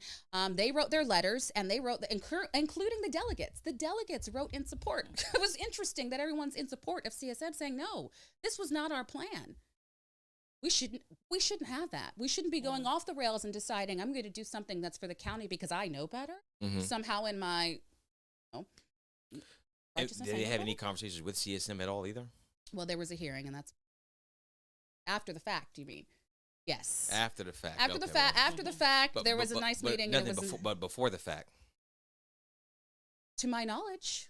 To my knowledge, I don't know. I can't. That's wild. I can't answer yes or no crazy. because I would have to be privy to information that I didn't know. What I know what I saw. I know what I read in the I think it's Maryland Matters. It was an article in the paper. I read that, and then I saw the commissioners meeting, and then there was fallback from CSM. And a lot of the staff, professors, and people there saying, what would happen to them? That affects people's jobs. That's people's livelihood. Even saying that you can keep your current job and you can keep your current salary, but do I want to work for, I didn't apply for this job to work here. It's not the same as a company coming and buying out something. You got to decide where you want to work. I mean, that's just an example. That was an example of not having communication. And lack of communication. And it kind of just blowing up, falling apart. Well, why? That's a representation of Southern Charles County. Yes. And that's it makes us embarrassing. Disjointed. Yeah. Yes. And then also, if you look disjointed and you're looking, that's how you're presenting yourself. When it's time for you to try to get money for the county, right? things like that have a negative effect. Right. So Yes. So definitely potential for that. Yeah. Definitely need a united front. Pascal, what's going on with you? Thoughts on making Charles County a charter? I would education. Educate. And Give it it needs to to the be the people. people. The people have to see it. They need to know their options, understand their options, and then make a decision. Ultimately, they're being represented by the folks that are being elected. So I think it's a people decision. I think it's going to take, I will say this, before we jump into before we jump into something new, let's make sure we fix what we have here, working and not working. So I'm not a proponent of jumping into a charter system thinking that it's a charter form of government, thinking that's going to fix the current problems that we have. Okay. I don't believe it will. Yeah, it doesn't necessarily mean it's. But I think ultimately it has to go. Do people in the county ultimately What a the charter different is. options are, what the charter is?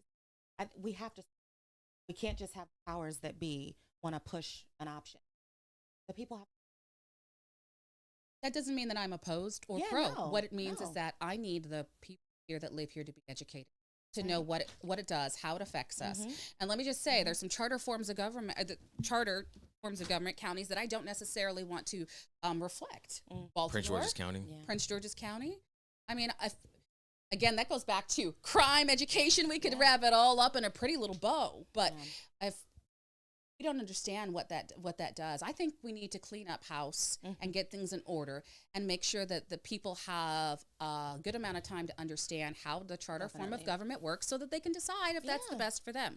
So just to be clear, you're more so looking to fix the current structure right now with Charles County. Now, I don't want to step here, but are you alluding to by district voting for commissioner, or are you talking something? Well, is something else you're referring to? I mean, at a personal level, quite possible. But I think, again, the people should know and choose how they are represented. And when they make the decision, as legislators, we'll take that decision. That's it. Yeah. We'll So take it where it's it not needs to really be, a for or against. No, I want whatever the people want. Whatever the majority in the county says, that's what I want to do. I just think that there's some structural issues. I think that there's some things that we take into account. How many houses we're having up and coming and built, the traffic patterns. There's a lot, the crime, making sure that we have it under control if it's not already under control. And we're talking about the rail system coming in. What are all the things that we have in place before we jump into, let's at the same time, let's change to a charter government. Right. That is where, hey, one bite at a time. And then let's see who right now our elected officials are going to be after November 8th. And their understanding. And I go back to, I get tired of, we get to this point, and I've been to a lot of meetings where I'm fighting, complaining, and why aren't you fixing this? Why aren't you fixing this? I can't tell you how many times from my community we can't get parking fixed in my neighborhood. And that's because the county owns the right of way to roads. And I know my community is going to be like, yes, tell it. We can't fix that, but you want me to switch and be in full support of the charter system, which I know, a representative would be. I understand, but I want the people to understand, because we get to this point and it's election time, and then we shout louder, and then we get seemingly we get appeased. Oh, we're going to take care of that. You know what? You're right. I'm going to address that. I'm going to make sure that gets taken care of. Well, I've been saying the same thing for 12 years. In my community, election after election, and nothing has happened. And I'm about tired of to say the same thing. And I think that's where we're all feeling it. Western Charles County is feeling it. People are complaining about the overgrowth throughout Charles, La Plata. I know they're having more buildings. There's people saying, hey, I'm tired of this. It happens all the time. And I think that's why we're seeing new leadership step up. People that you've never seen before. You haven't seen us. No. Until now. Because we were fed up, and we are women that are proactive. We're already leaders in our respective fields. Yeah, and that's what it takes. And we're not afraid. We're not afraid to. I'm not afraid. Not at all. You want to debate? Come on, Cletus. Come on. Right. We're no different. Listen, I mean, the current folks in office and us, we're no different. We're all citizens of this county, trying to do the best and represent this county. So there's nothing. What is there to be afraid of? Let's get some of these comments too as well. I've been going in over here. I think your mic is fine. Just talk a little bit closer to it. Okay. Yeah, you should be good. I feel like I'm gonna have my lips touching it in a minute. We should be good. We should be good. Scroll up some. Jamila, how you doing? I'm just go through the questions as far as I have. We may be jumping around, but this is fine right here. What is your plan to support the school system in fully implementing the blueprint for Maryland's future? You want to take it away? She said, sorry, I'm reading some of the other comments that are tied to it. Look, I'm going to say that I am, and I'm going to make it perfectly known, I am for school choice. I'm a school choice parent. Mm-hmm. However, I do support funding and fully funding the school system.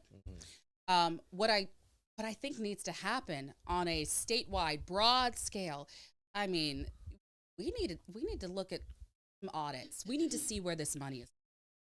And we know that to be a fact because look what's happening in Baltimore. Follow the money. And the money didn't go to the students, and the money didn't go to the teachers. And I'll be darned, there should never have to be a fundraiser. Shout out to all the ones that did the fundraisers. I was watching some more. There should never have to be a fundraiser for paper, pencils, scissors, folders. That should not exist. So where did the money go? Where is the funding going?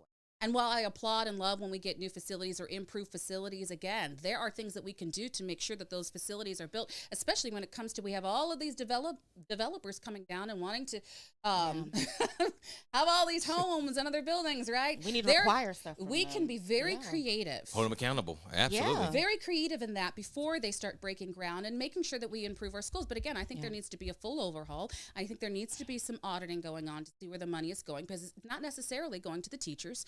And it's for sure not necessarily being applied to the students. So Blueprint, transparency. I know Blueprint is being that's funding a lot of schools. Yes. Maryland. Are you saying that all the money's not going? I know this issue with Baltimore, but as far as Charles County, are you referring to anything nefarious that's happened or? Well, we need to see where it's going. I think that's the thing. That's what it is. Just be transparent. There's been nothing already out there as far as where the money's going at or how it's been used. What I say is, again, there should never be fundraiser and pencil. So you can look at a what I want budget, to but I know. think at the end of the day, I wanna look where at is the budget. it going? We need more. Yeah, I know teachers. Teachers should have to pay for school supplies. I mean, I don't believe so. My wife's a teacher too. Out of as well. their minimal salary. That's ridiculous. I've said it multiple times. Yeah. Pascal, she's done drives too as well as far Yeah, as. no, Yeah. I do. As That's far what I'm as saying. that. I applaud that. Love But- it. We've done it, but that shouldn't have to happen. So I want to just go back. But you want that to come out the actual budget itself. Say again. You want that to come out the budget itself for the teachers, so nobody has to come out of pocket. Or Nobody should come out of pocket. No, the system itself. So Right. that's why, again, I am pro school choice, but pro school. So I would not, I don't support taking all of the schools. Again, I pay taxes. I pay a lot of taxes. And ladies and gentlemen, again, 6 children. I have a lot of students. I homeschool all my kids. And I run a homeschooling center and I teach others how to homeschool. And I've had my kids in private school before. And every year I address issues. But there are some systems at play that have failed our students. And I'll liken it to this.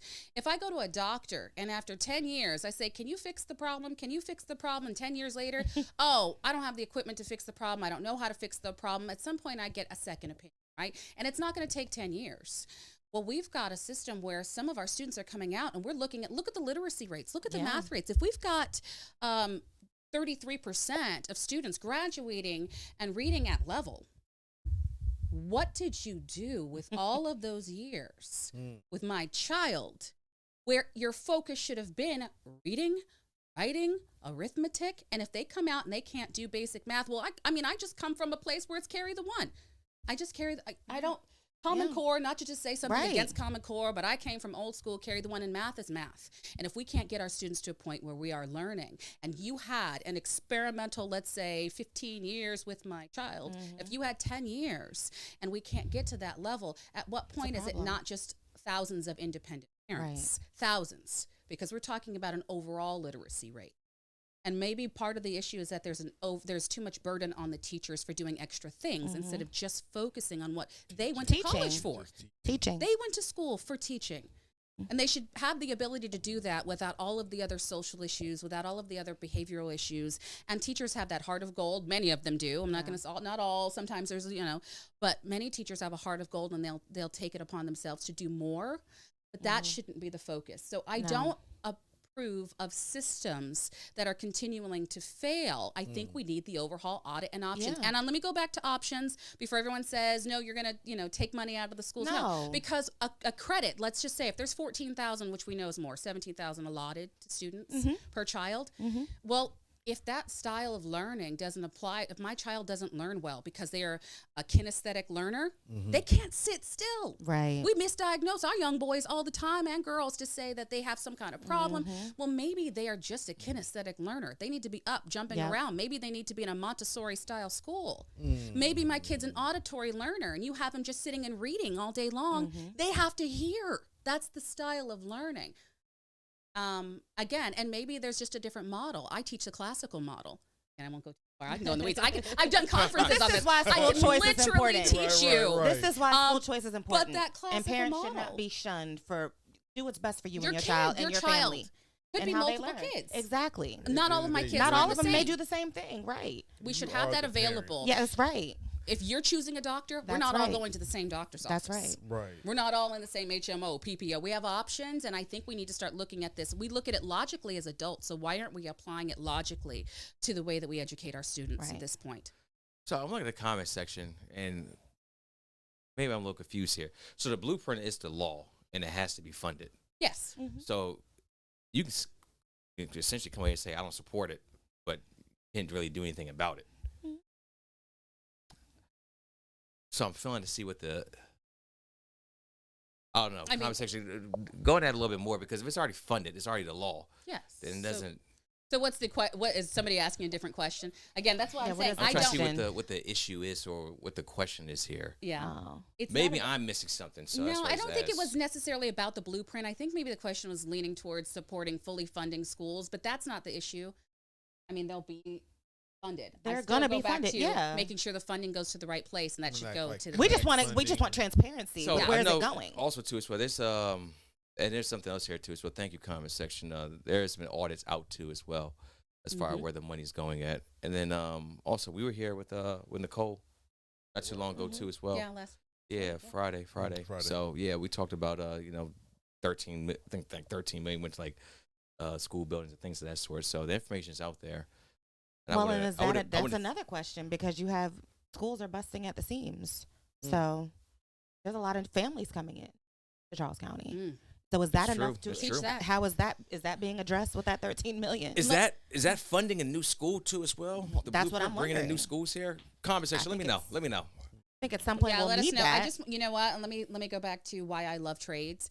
We need to be looking at the types of charter schools or other schools that we can provide here, because it Yes, shouldn't be that absolutely. everybody's fighting to go to North Point, Right. and that's an issue. We shouldn't be fighting to get in that Right. one school. And I actually, my husband and I, our company judged their shop competitions. Really cool. They built a dog house for us. So shout out to those, high school kids that built our dog house. There's great programs here, but there should be more.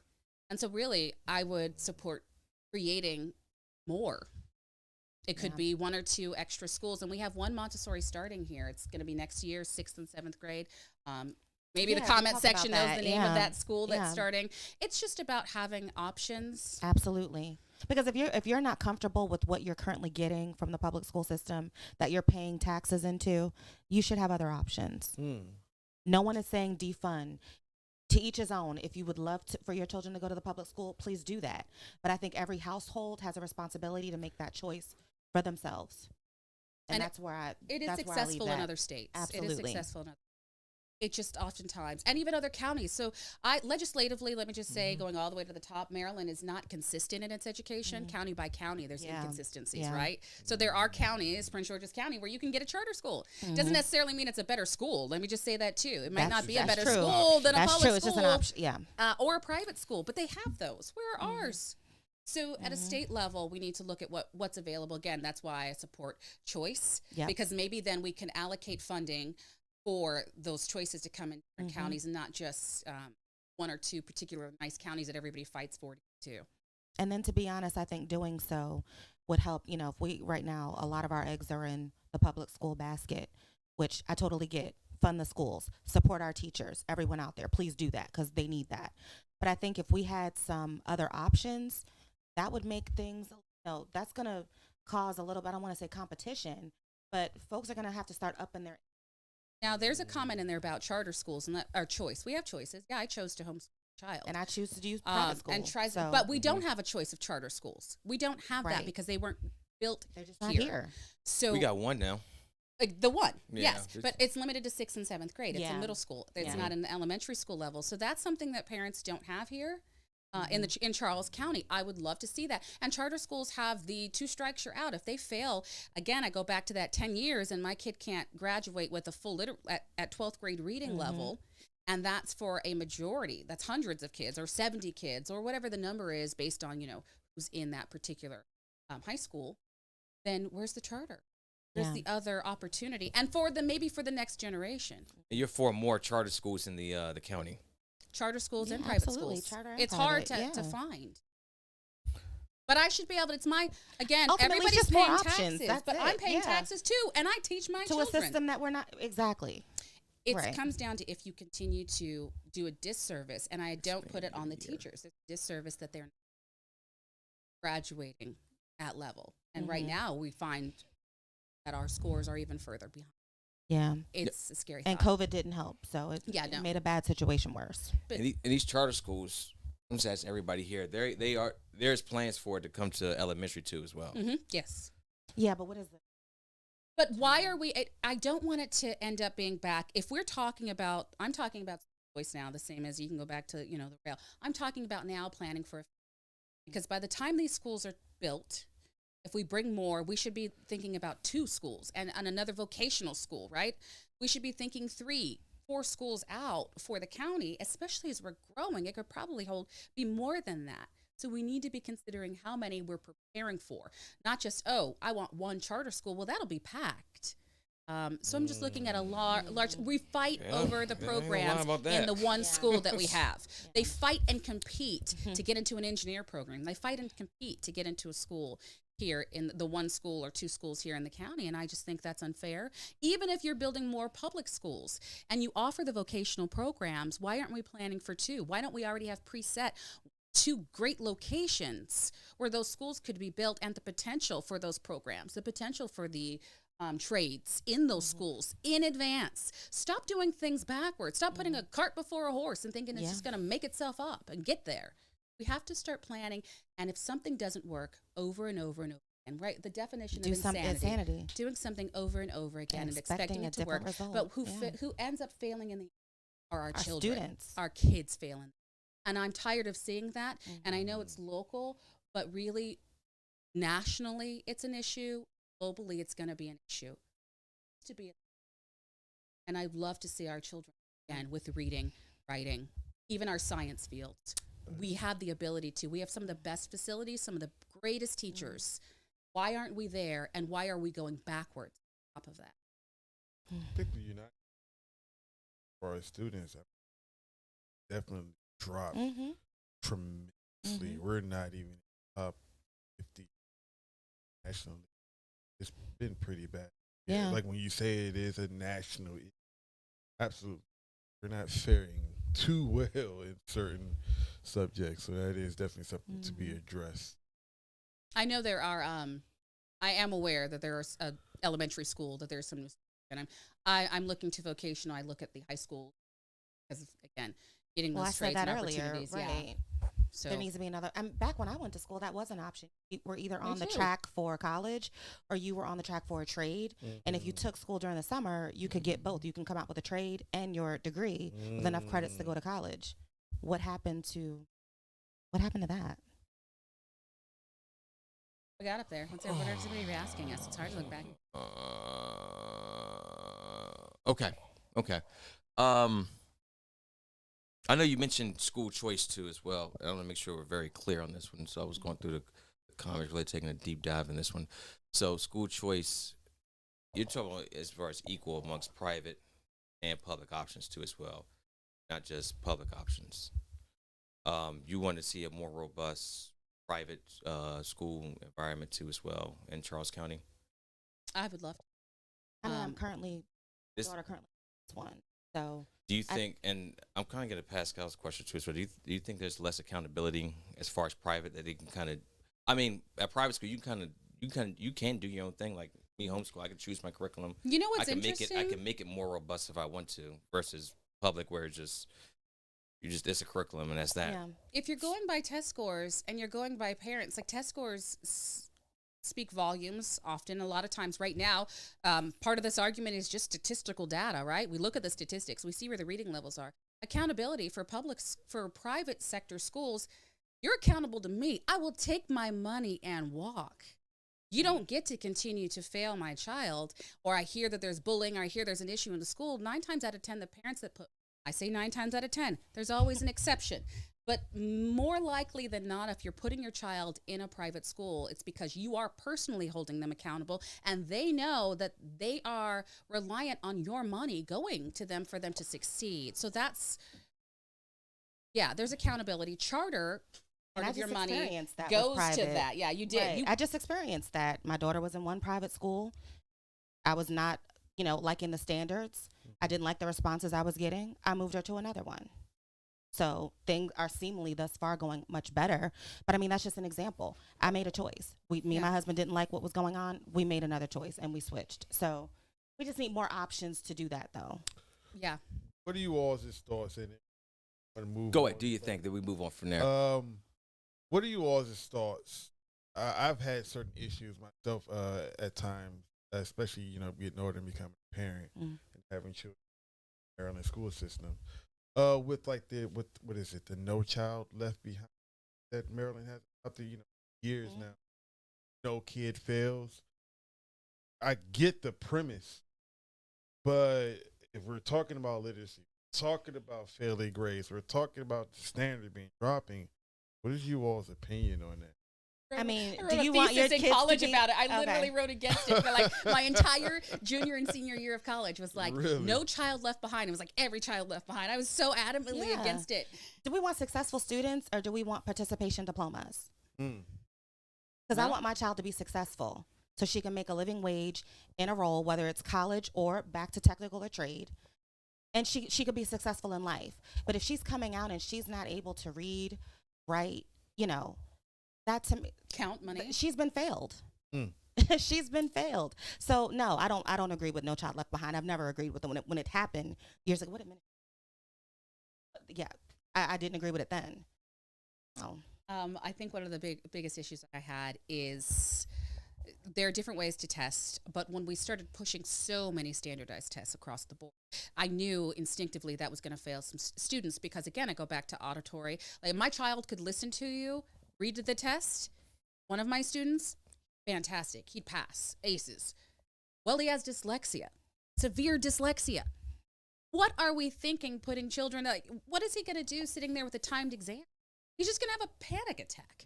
He's just not going to be able to succeed. You take him outside and you ask him the questions or read it to him, he's no problems. So we're going to be dealing with that issue always when it comes down to being that is the one barometer for No Child Left Behind. And again, it comes down to understanding what a lot of teachers school for.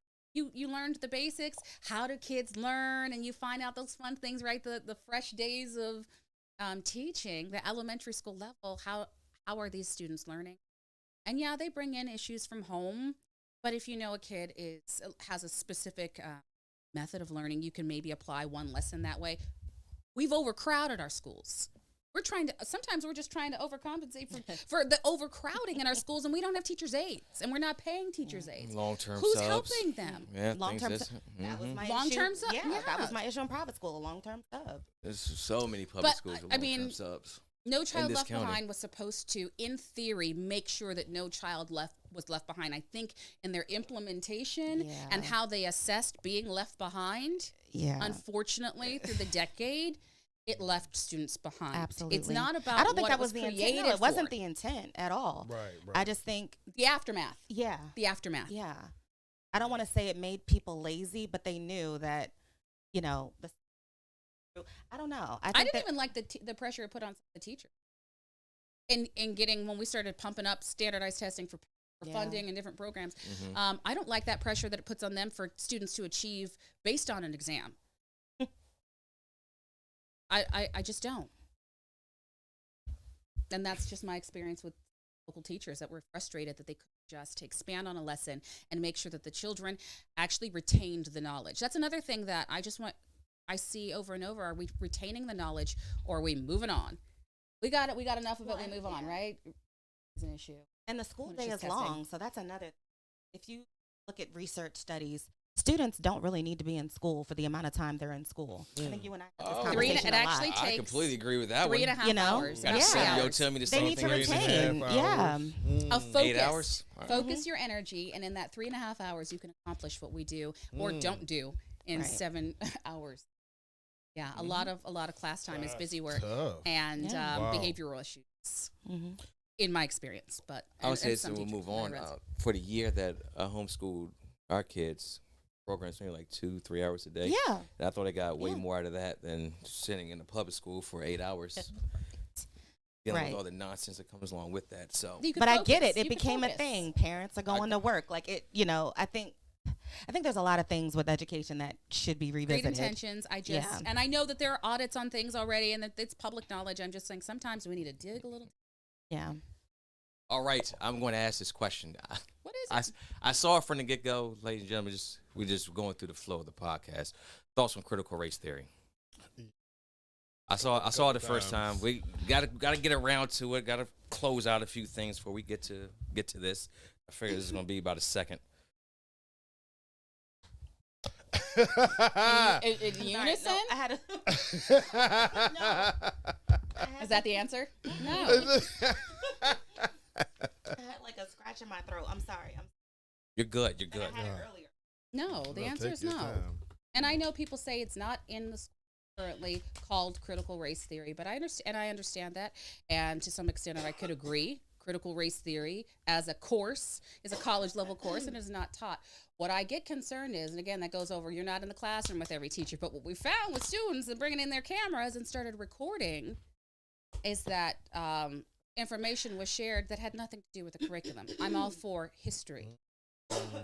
But when and history belongs in every classroom, and it should have always been there, right? And a balanced history. It doesn't mean we overcorrect. You don't course correct and then start adding on to where it's so skewed. And I have an issue with critical race theory and some of the tenets in that. Again, it belongs at a college level. Leave it there. But when you start sneaking it in and asking those questions, and we're talking about middle school level, right? High school level, some of that discourse ends up being discord. Like some of that discussion in classrooms and some of the lessons being brought up end up going awry. And it doesn't belong there. History belongs this is my there. next point too as well. Derek Terry's right. It doesn't exist in Charles County. Is that something that you would like to see change though?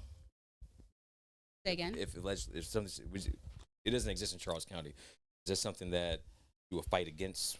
You would be for? No, I would be No. against it. Okay, good. No. Clear. No. And no. Good conversation. No. We can Critical move race on from theory, there. no. No. History, yes. Critical Yeah, race absolutely. theory. Yeah, history Oh, all no. day. That's Good. what you're in school to learn. All right. The course is called history. We got a English, writing, math. Right. Good. We got a few more Reading. things to go through. All right. Next. Legislation policies. What's your top 3? Day one in office. What's some things you're trying to get past?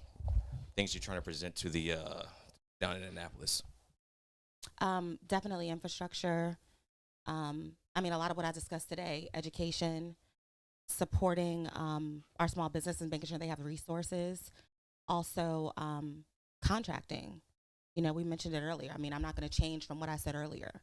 I think there are areas where people need education. I think they need to know how to access certain things so that they could be successful and that we can keep money in Charles County or bring it into Charles County with a lot of the small businesses that we have. I think that's huge. And I think that would help solve a lot of the fundamental problems that we have in this county. If I have a company and I'm seeing that I'm not able to get finances because I'm not able to earn certain contracts and things, I need to be able to, I need to how to get that the larger companies too. So for me, getting education and getting to folks. So I would say education for is big in more than the educational arena. That translates to other sectors, issues that I feel as that we have in Charles County. Michelle, Top 3. top 3. Economy all day. It's economy all day long. But economy and infrastructure to me are tied together. They're hand in hand. So one of the first things, I'll just throw them out there, of course: economy, infrastructure, education, crime. Because I tie the two together, so those are my three: education, crime. Education and crime. You can't get crime under control, you have no community. So get crime under control, and you have a community, and people feel safe that they can stay there. But they can only stay there if they can afford to live there. So day one, why did our current delegates vote against the gas tax being extended when we had a surplus? We had a surplus because apparently we're the only ones that put gas in our car and have to go to the grocery store. Do you know how much I spend now for grocery to feed a household of 8 people, 3 boys? I can't, I own a company, but I'm on a budget. I mean, we worked from ground zero to build our small business. We're not some mega company. And I don't know about the rest of folks, but I have a hunch about Charles County. We pay for things. So that needs to be, we see where inflation is. So if our taxes are tied to inflation and it rises with inflation, guys, we need to cut that. I mean, Hogan was able to cut the rain tax. We can work on our taxes to alleviate some of these issues. And again, I would be cutting and looking at stop taxing our seniors. If you worked your whole life and you retired, and you want to stay here, we need to make sure you stay here. Same thing with people that are in the any first responder, military, veteran, right?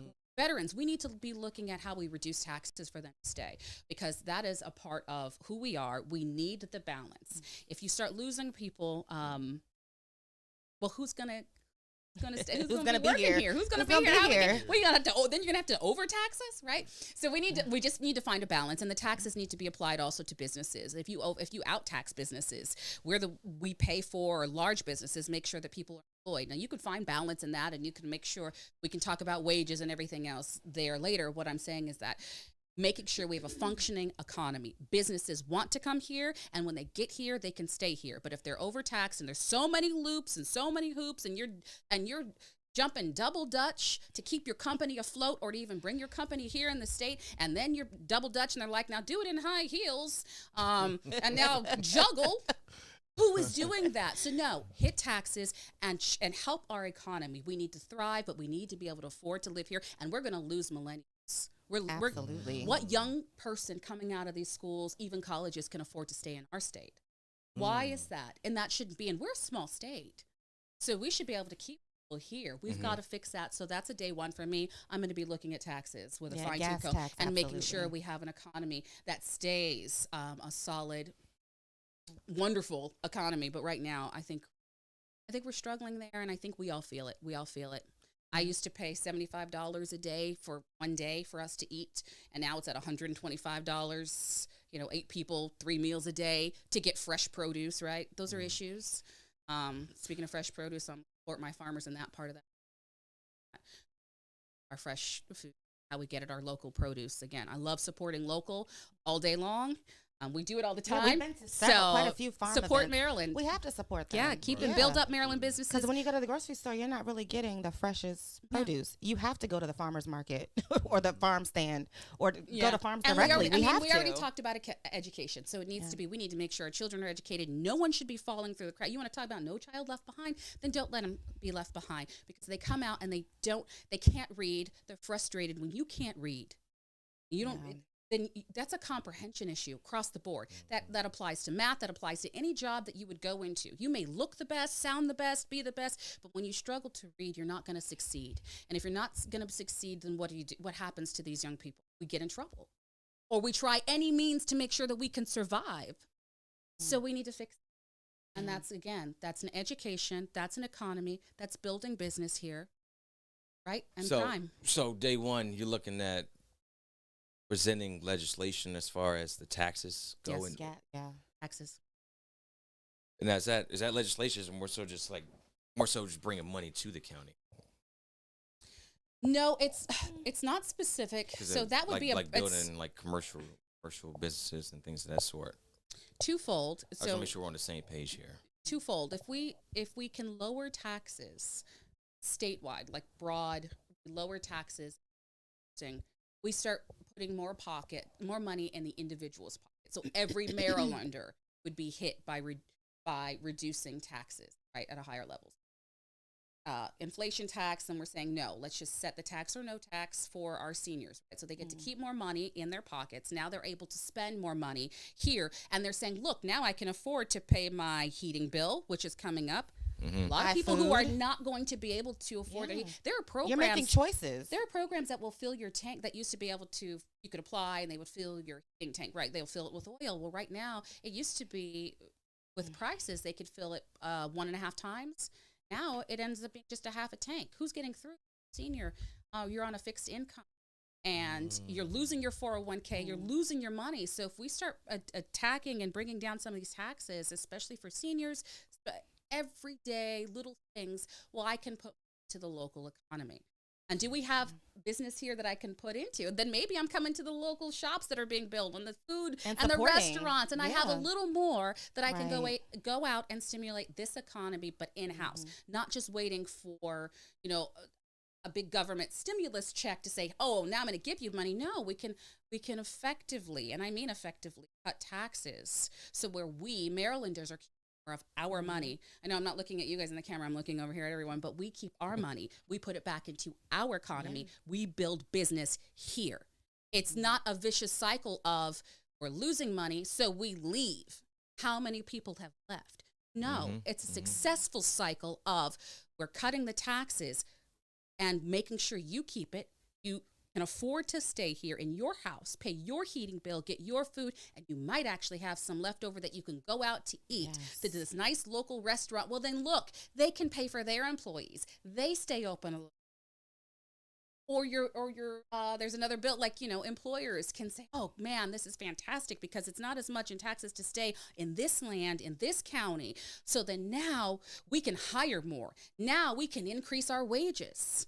I know what it's like to actually put the bills for, renting a facility, a lot, and paying taxes on that. It gets burdensome even for, and people make an assumption. I just want to say, people make an assumption about a business. You own a business. You own a business. Businesses struggle every day. Let me just tell what? Do you know how many hours we put in? Typically business owners put in twice as much. We don't sleep. They don't sleep. We don't sleep, especially if we haven't been around a long time. Do everything you can to make sure not only you eat, but if you're a good employer, that your employees eat and their families eat and they can sleep. And so we've got to keep that. We've got to keep it here. And if we can fix everything, including, fixing these taxes and improving our education, then we're going to create business builders who want to stay in the state of Maryland. We've got genius right here. I mean, between our kids here, there's some genius that's going to be a next business builder or a next scientist or a next something. And we can keep, I don't think they need to go to the state if we start correcting things. And we shouldn't want them to go to. No, absolutely not. No. Speaking of building business here, Carlos, any thoughts on licensing and taxation for cannabis funds? Oh, okay. And do you, Carlos? I was actually we were going to go to his event, but we're like triple booked. It's the Anjamoy Heritage Day, so the Anjamoy Heritage Festival. It's that and same then a day. memorial service. Memorial service. It's So it's a busy day. We will be in Anjamoy that day. The people are going to decide what's going to happen on November 8th. Y'all voting for question 4? Listen, I'm not telling anybody what I'm voting for. Personal. Hold up. My ballot is personal. Let me just tell you. Let me just tell you. When you were there and your vote, it's you and your ballot. And your ballot. Right. You came in this world alone. You're going to die alone. You in that ballot box alone. On this question, I'm not going to sway anybody left or right because there's actually just such a differing opinion. Yeah, facts. I can tell you statistics. I can tell you a long time ago. I can tell you right now, having been born in California. No, I think a vice president made a career of putting people in jail and in prison for things that they probably shouldn't have been locked up. True statement. Like a petty marijuana charge. Right. I'm just saying petty meaning small. Yes, it was illegal at the time, but there are things there. I'm like, I'll leave that there.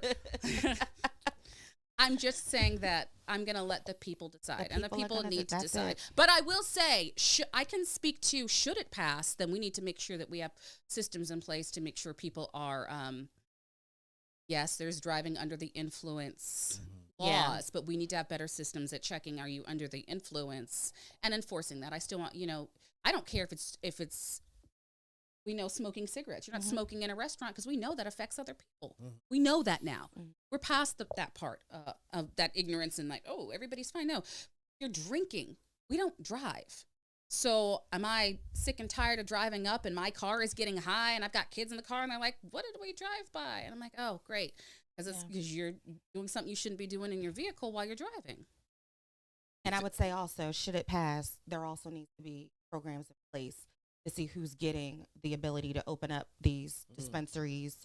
It needs to be fair and a level playing field. And that's all I have to say about that. I'm not going to So. disagree with that.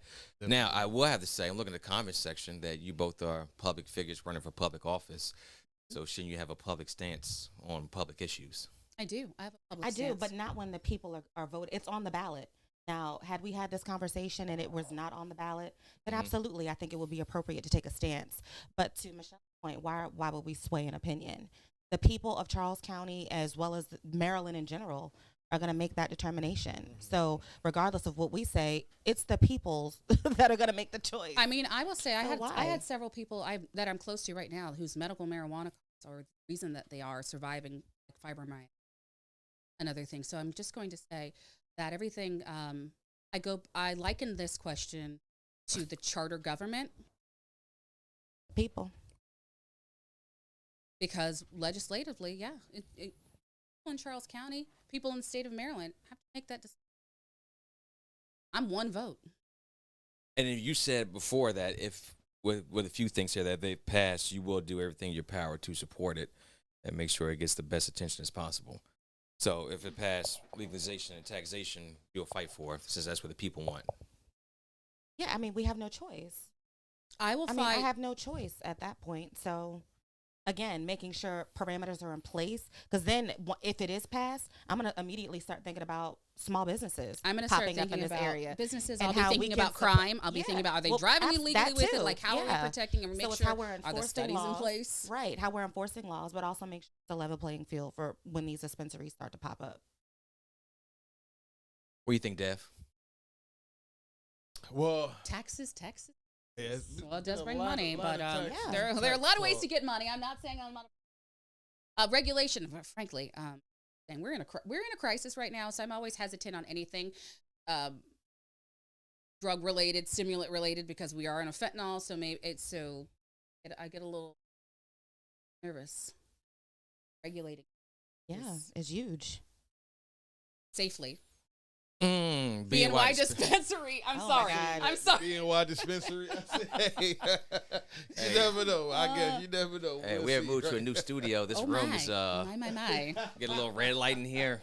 Oh my God. Turn into a little gross. Hey, I'm I not. love that. That's not happening right now. Just want to be clear with that too as well. I will say I don't use anything, but I've had issues. But I've been around. Not purchasing any. As far as the campaign cycle is going, forums, debates, anything coming up? Just anything? So we did the NAACP forum How'd that go? a couple weeks ago. I think it went well. Well, Unfortunately, there's Senator Ellis wasn't there. So. no. I don't know. There's nothing else. but really- Speculation reason? Oh, I have no idea.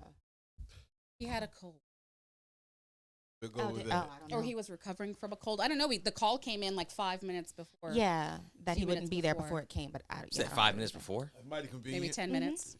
No, Mighty no, convenient. it was about Well, 5 minutes actually, before. what I anticipated, I'm not going to lie, is that CT Wilson, he couldn't make it in, and so illness, but he zoomed in, so he was Yeah, there. Zoomed, yeah. Mm-hmm. Okay. And if you can, I expect you to do it as a leader. I mean, here, if there's the one time.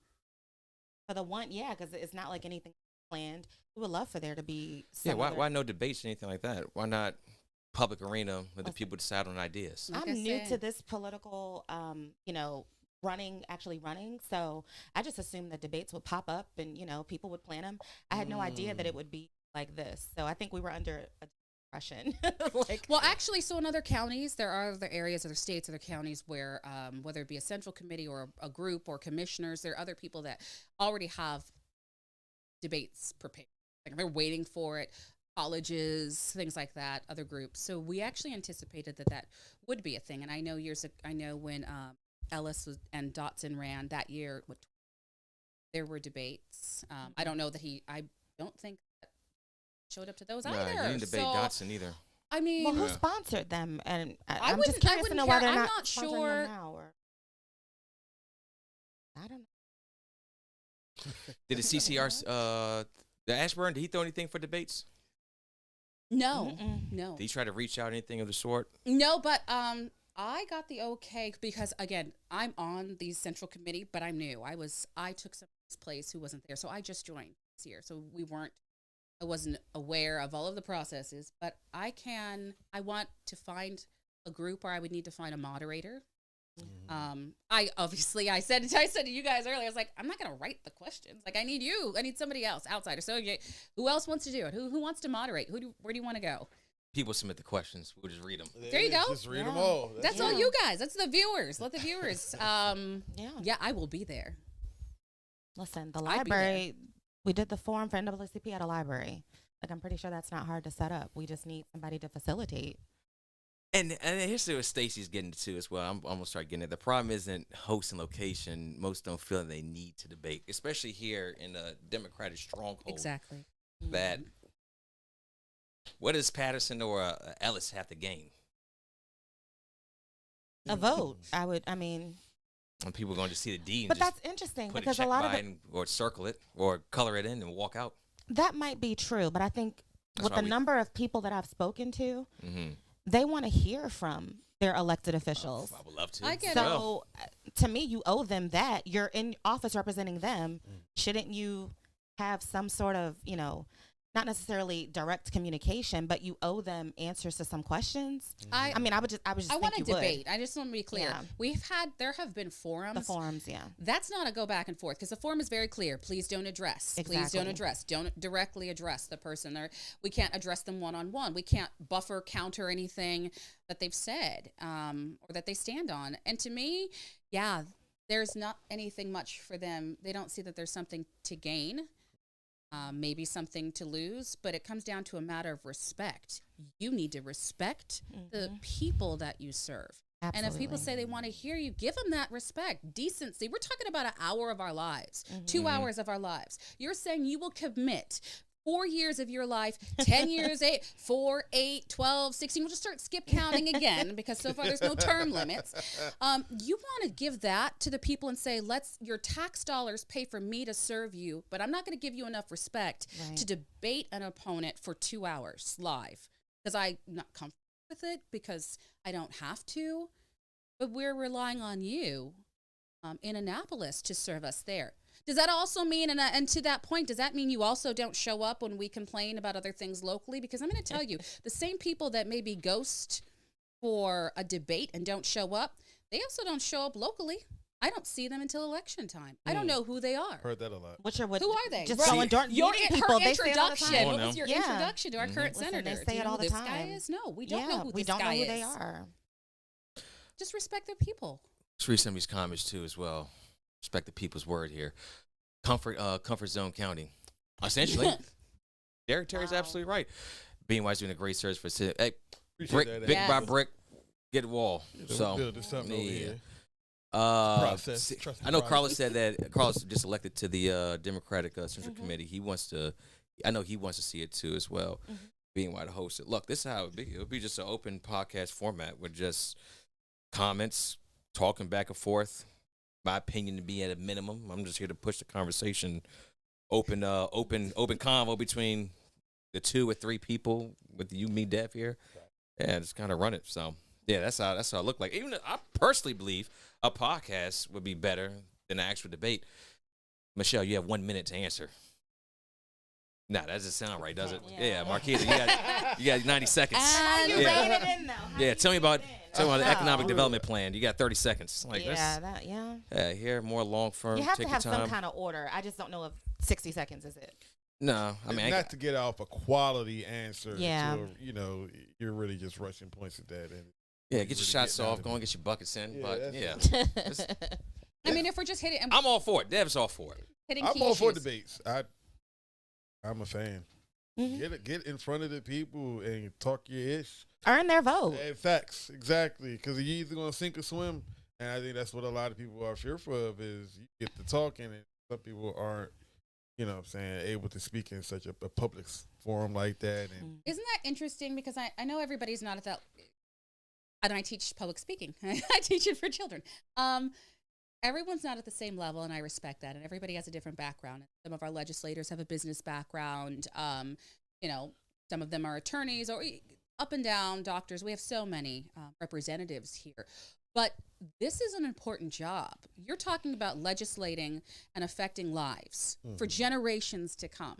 If you cannot handle speaking publicly, why should I trust you to work for me in public settings? Why should I just say, okay, that's great. Go ahead, and I'm just going to trust that you're going to bring back money for us. I'm just going to trust that you're going to do everything right, and I don't even hear from you personally.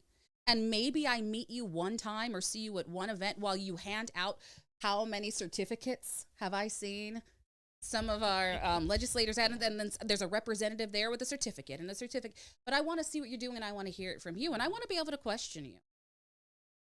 Doesn't have to be a long time. I'm all for it, and that's the whole thing with you get paid.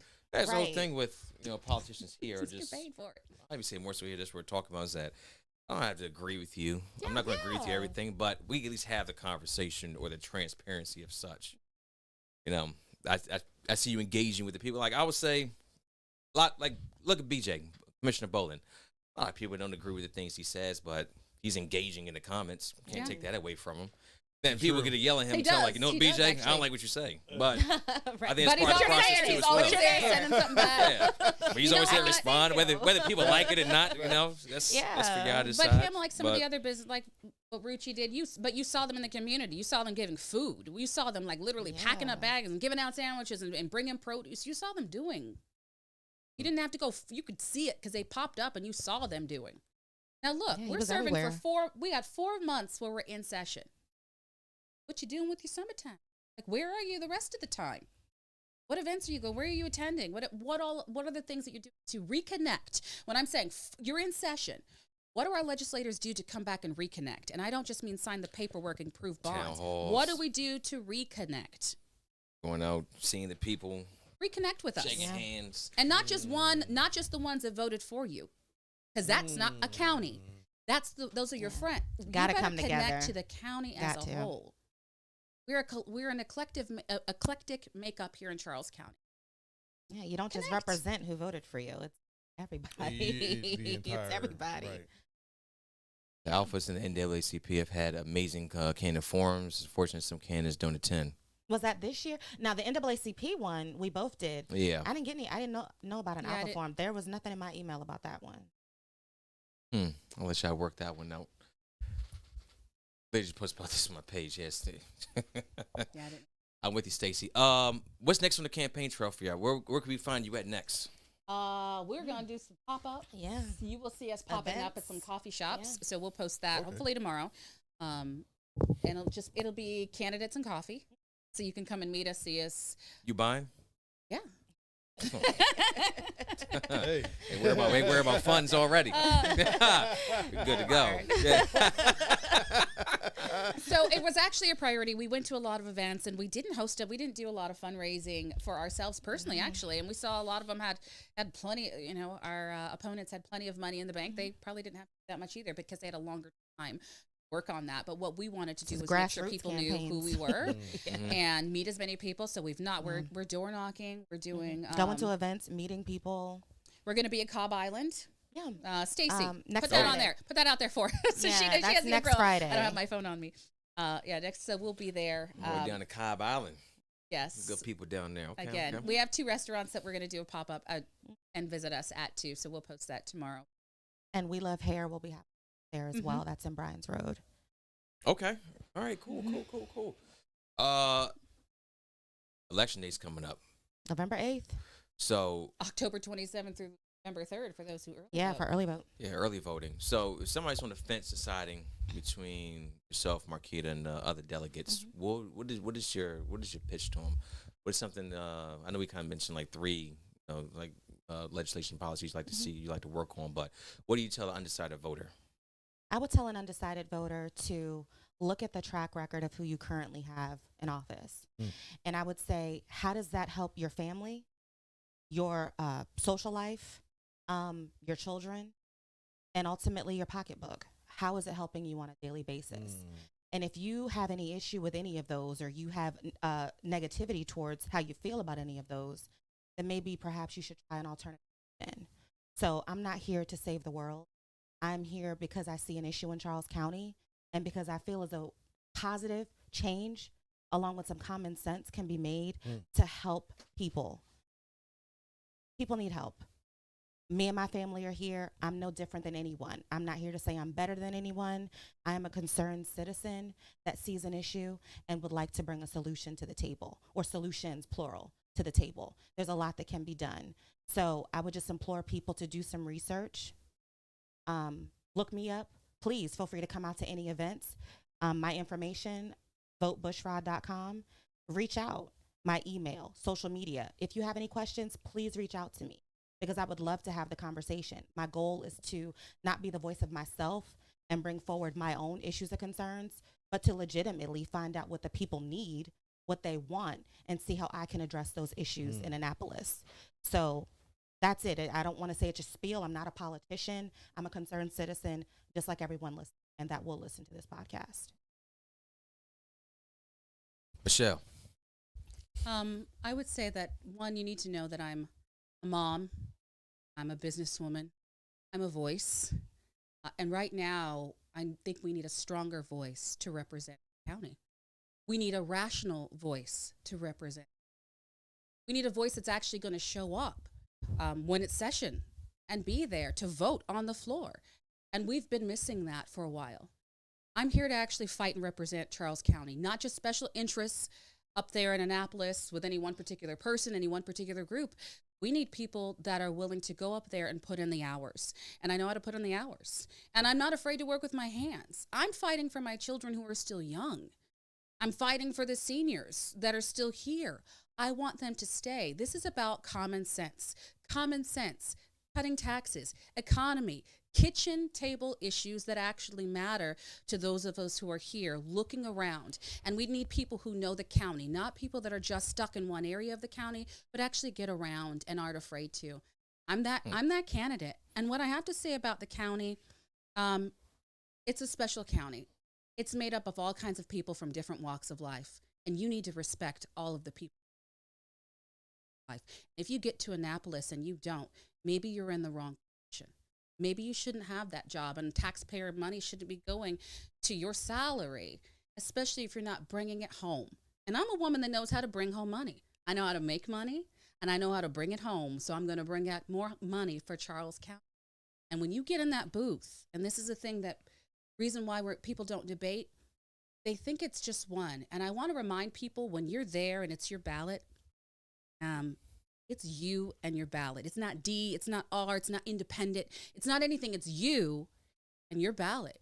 And your voice matters and your vote counts. So just remember that. Make the decision that's best for you, and make the decision that's going to be best to represent. Baltimore Symphony, the delegate. Who was it? I didn't say delegate. I didn't say delegate, did I? Did I not say delegate? No, I mean. No. Thank you very much for that too as well. I will be getting that name one way or another. I just like, hypothetically speaking, that bring back more money for other things that do not bring it back for us. Where do you live? I mean, when do you go up there and then you're like, then you just live in Maryland? I live in Charles County. We want to put the mask on Charles County first. Can't help. Got to unmask Charles County too as well. What I'm saying is, you can't help all other areas. Like we have to put the mask on where we represent. That's first and foremost. Yeah, I'm all for it. Yeah. Hey, best of luck to you. You win. Bring that money back to us. Hey, vote Michelle Talkington, and that's literally everything. Vote Michelle Talkington. Gmail. Vote Michelle Talkington. And Marquita, where can we find you at too as well? VoteBushrod.com. Bushrod for Delegate, Facebook, and. Good. Oh, we got one question. Thoughts on indoor, indoor. Yeah. Look at you. Is that the question? That's a question. They need it. They need it. And unfortunately, a lot of folks out there are not able to and so we need some, Oh, provide some funds I so that touched they on can that get the running already. water. Yeah, we I talked said about that. it earlier. I will. Yeah. I actually funding know needs how to to pull be the permit provided. for that. I actually know the companies that could do it, but that goes back to when you don't invest in trades, then there's a small niche of people that know how to do that. Right? So you're limited to their schedules. Getting people out to fix the plumbing and engineering to fix and to install septic or to replace it if there's that ability, which oftentimes there's not because of the water table being low in this area. In this area. So again, I'm not going to go into the contracting, but you want to send somebody to Annapolis to fix things here that have to do with plumbing. Maybe it's time for somebody with an actual background in construction to get things built and to get things. We don't have that. I can fix some. I can fix some plumbing. And I would say the And I same know for who can. internet and Anjamoy as well. Hello. BJ, where you at? Dial Someone said up. internet. It's that broadband. Hello. Yeah, but absolutely. Okay. What's next for us, Def? We got a podcast on Friday too as well. Who is that? It's Carlos. Oh, this is the 21st. Yeah, Right? that's 21st. 21st. Yeah. Vote for. Vote for question 4. I seen that Los threw that up there. FOR, capital all caps. This man got acronyms now. Hey, yeah. Safe to say, I think we know which side of the fence Los is on. Yeah. Now I'm looking forward to that podcast on Friday. Carlos, That's see gonna you be all wild. tomorrow on the podcast. What today's Monday, right? It is Monday. It is Monday. Yeah. See y'all tomorrow. Don't forget Dev. Who's- Don't forget who said Dev. tomorrow. Now, what podcast tomorrow? Tomorrow at 7 p.m. He has me Friday. Oh. Vote for Okay, Reefer. yeah, he has to Carlos be- Charles. yeah, I don't know. Leftwich thought you left a while ago. Nobody ever leaves. Laura Kelly, thank you both for your answers. Carlos, bring us in. Hey, look. Barry, you didn't hear that, did you? Did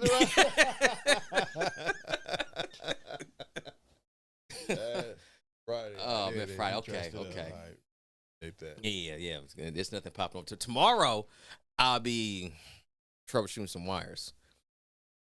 This worked. One has to get fixed, but we should be fine after that. This, and we were talking about it before the podcast. Yeah.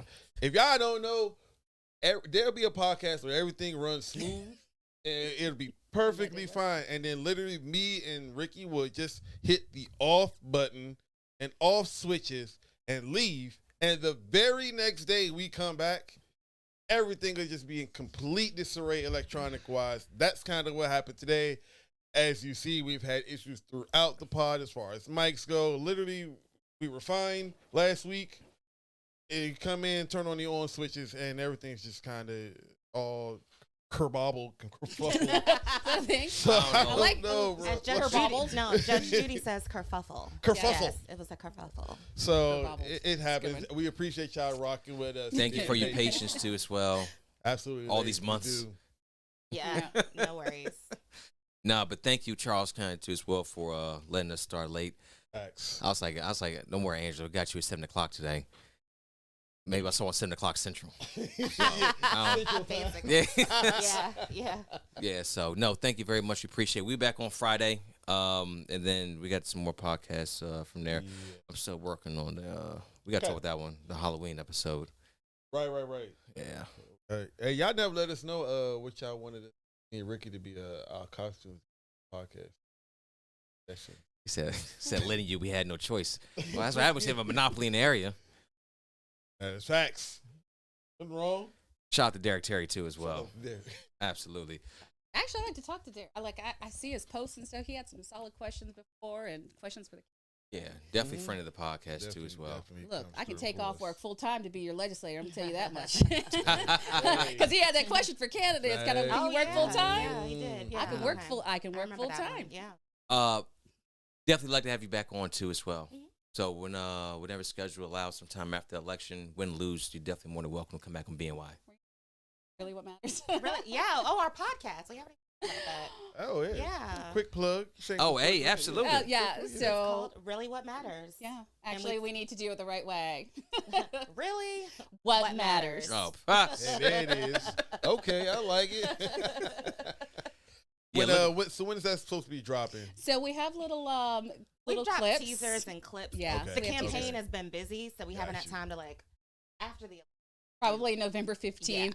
Around then, November will be the first I keep saying actual November podcast. 9th. She's like, She- I will not be. But the teasers are fun. Find us on Facebook. It really what matters, and you can see kind of how we flow. We ask a lot of questions. We actually aren't. And we like throwing everything out there, and we like getting responses. We want to hear from the people. We want to hear from the people. Legitimately. I mean, on our social media now, we post questions often.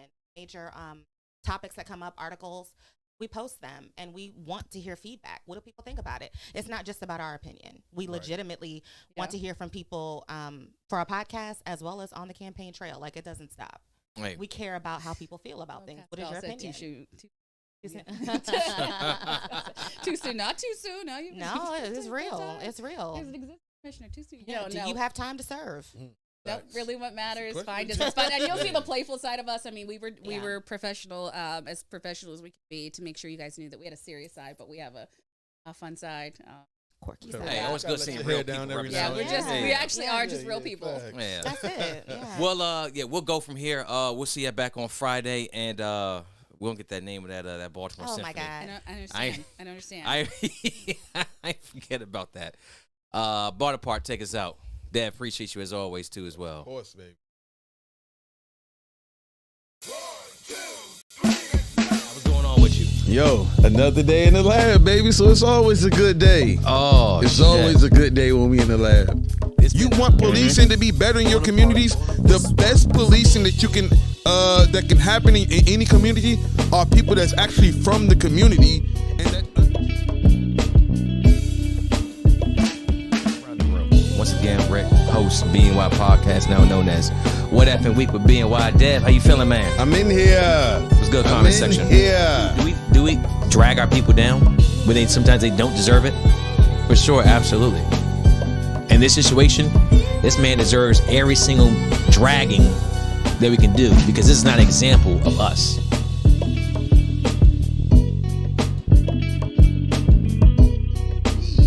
But you got the angles. You got the knowledge of the game, bro. This is where you're getting at, the IQ? Down. Like, he's telling you what's going on.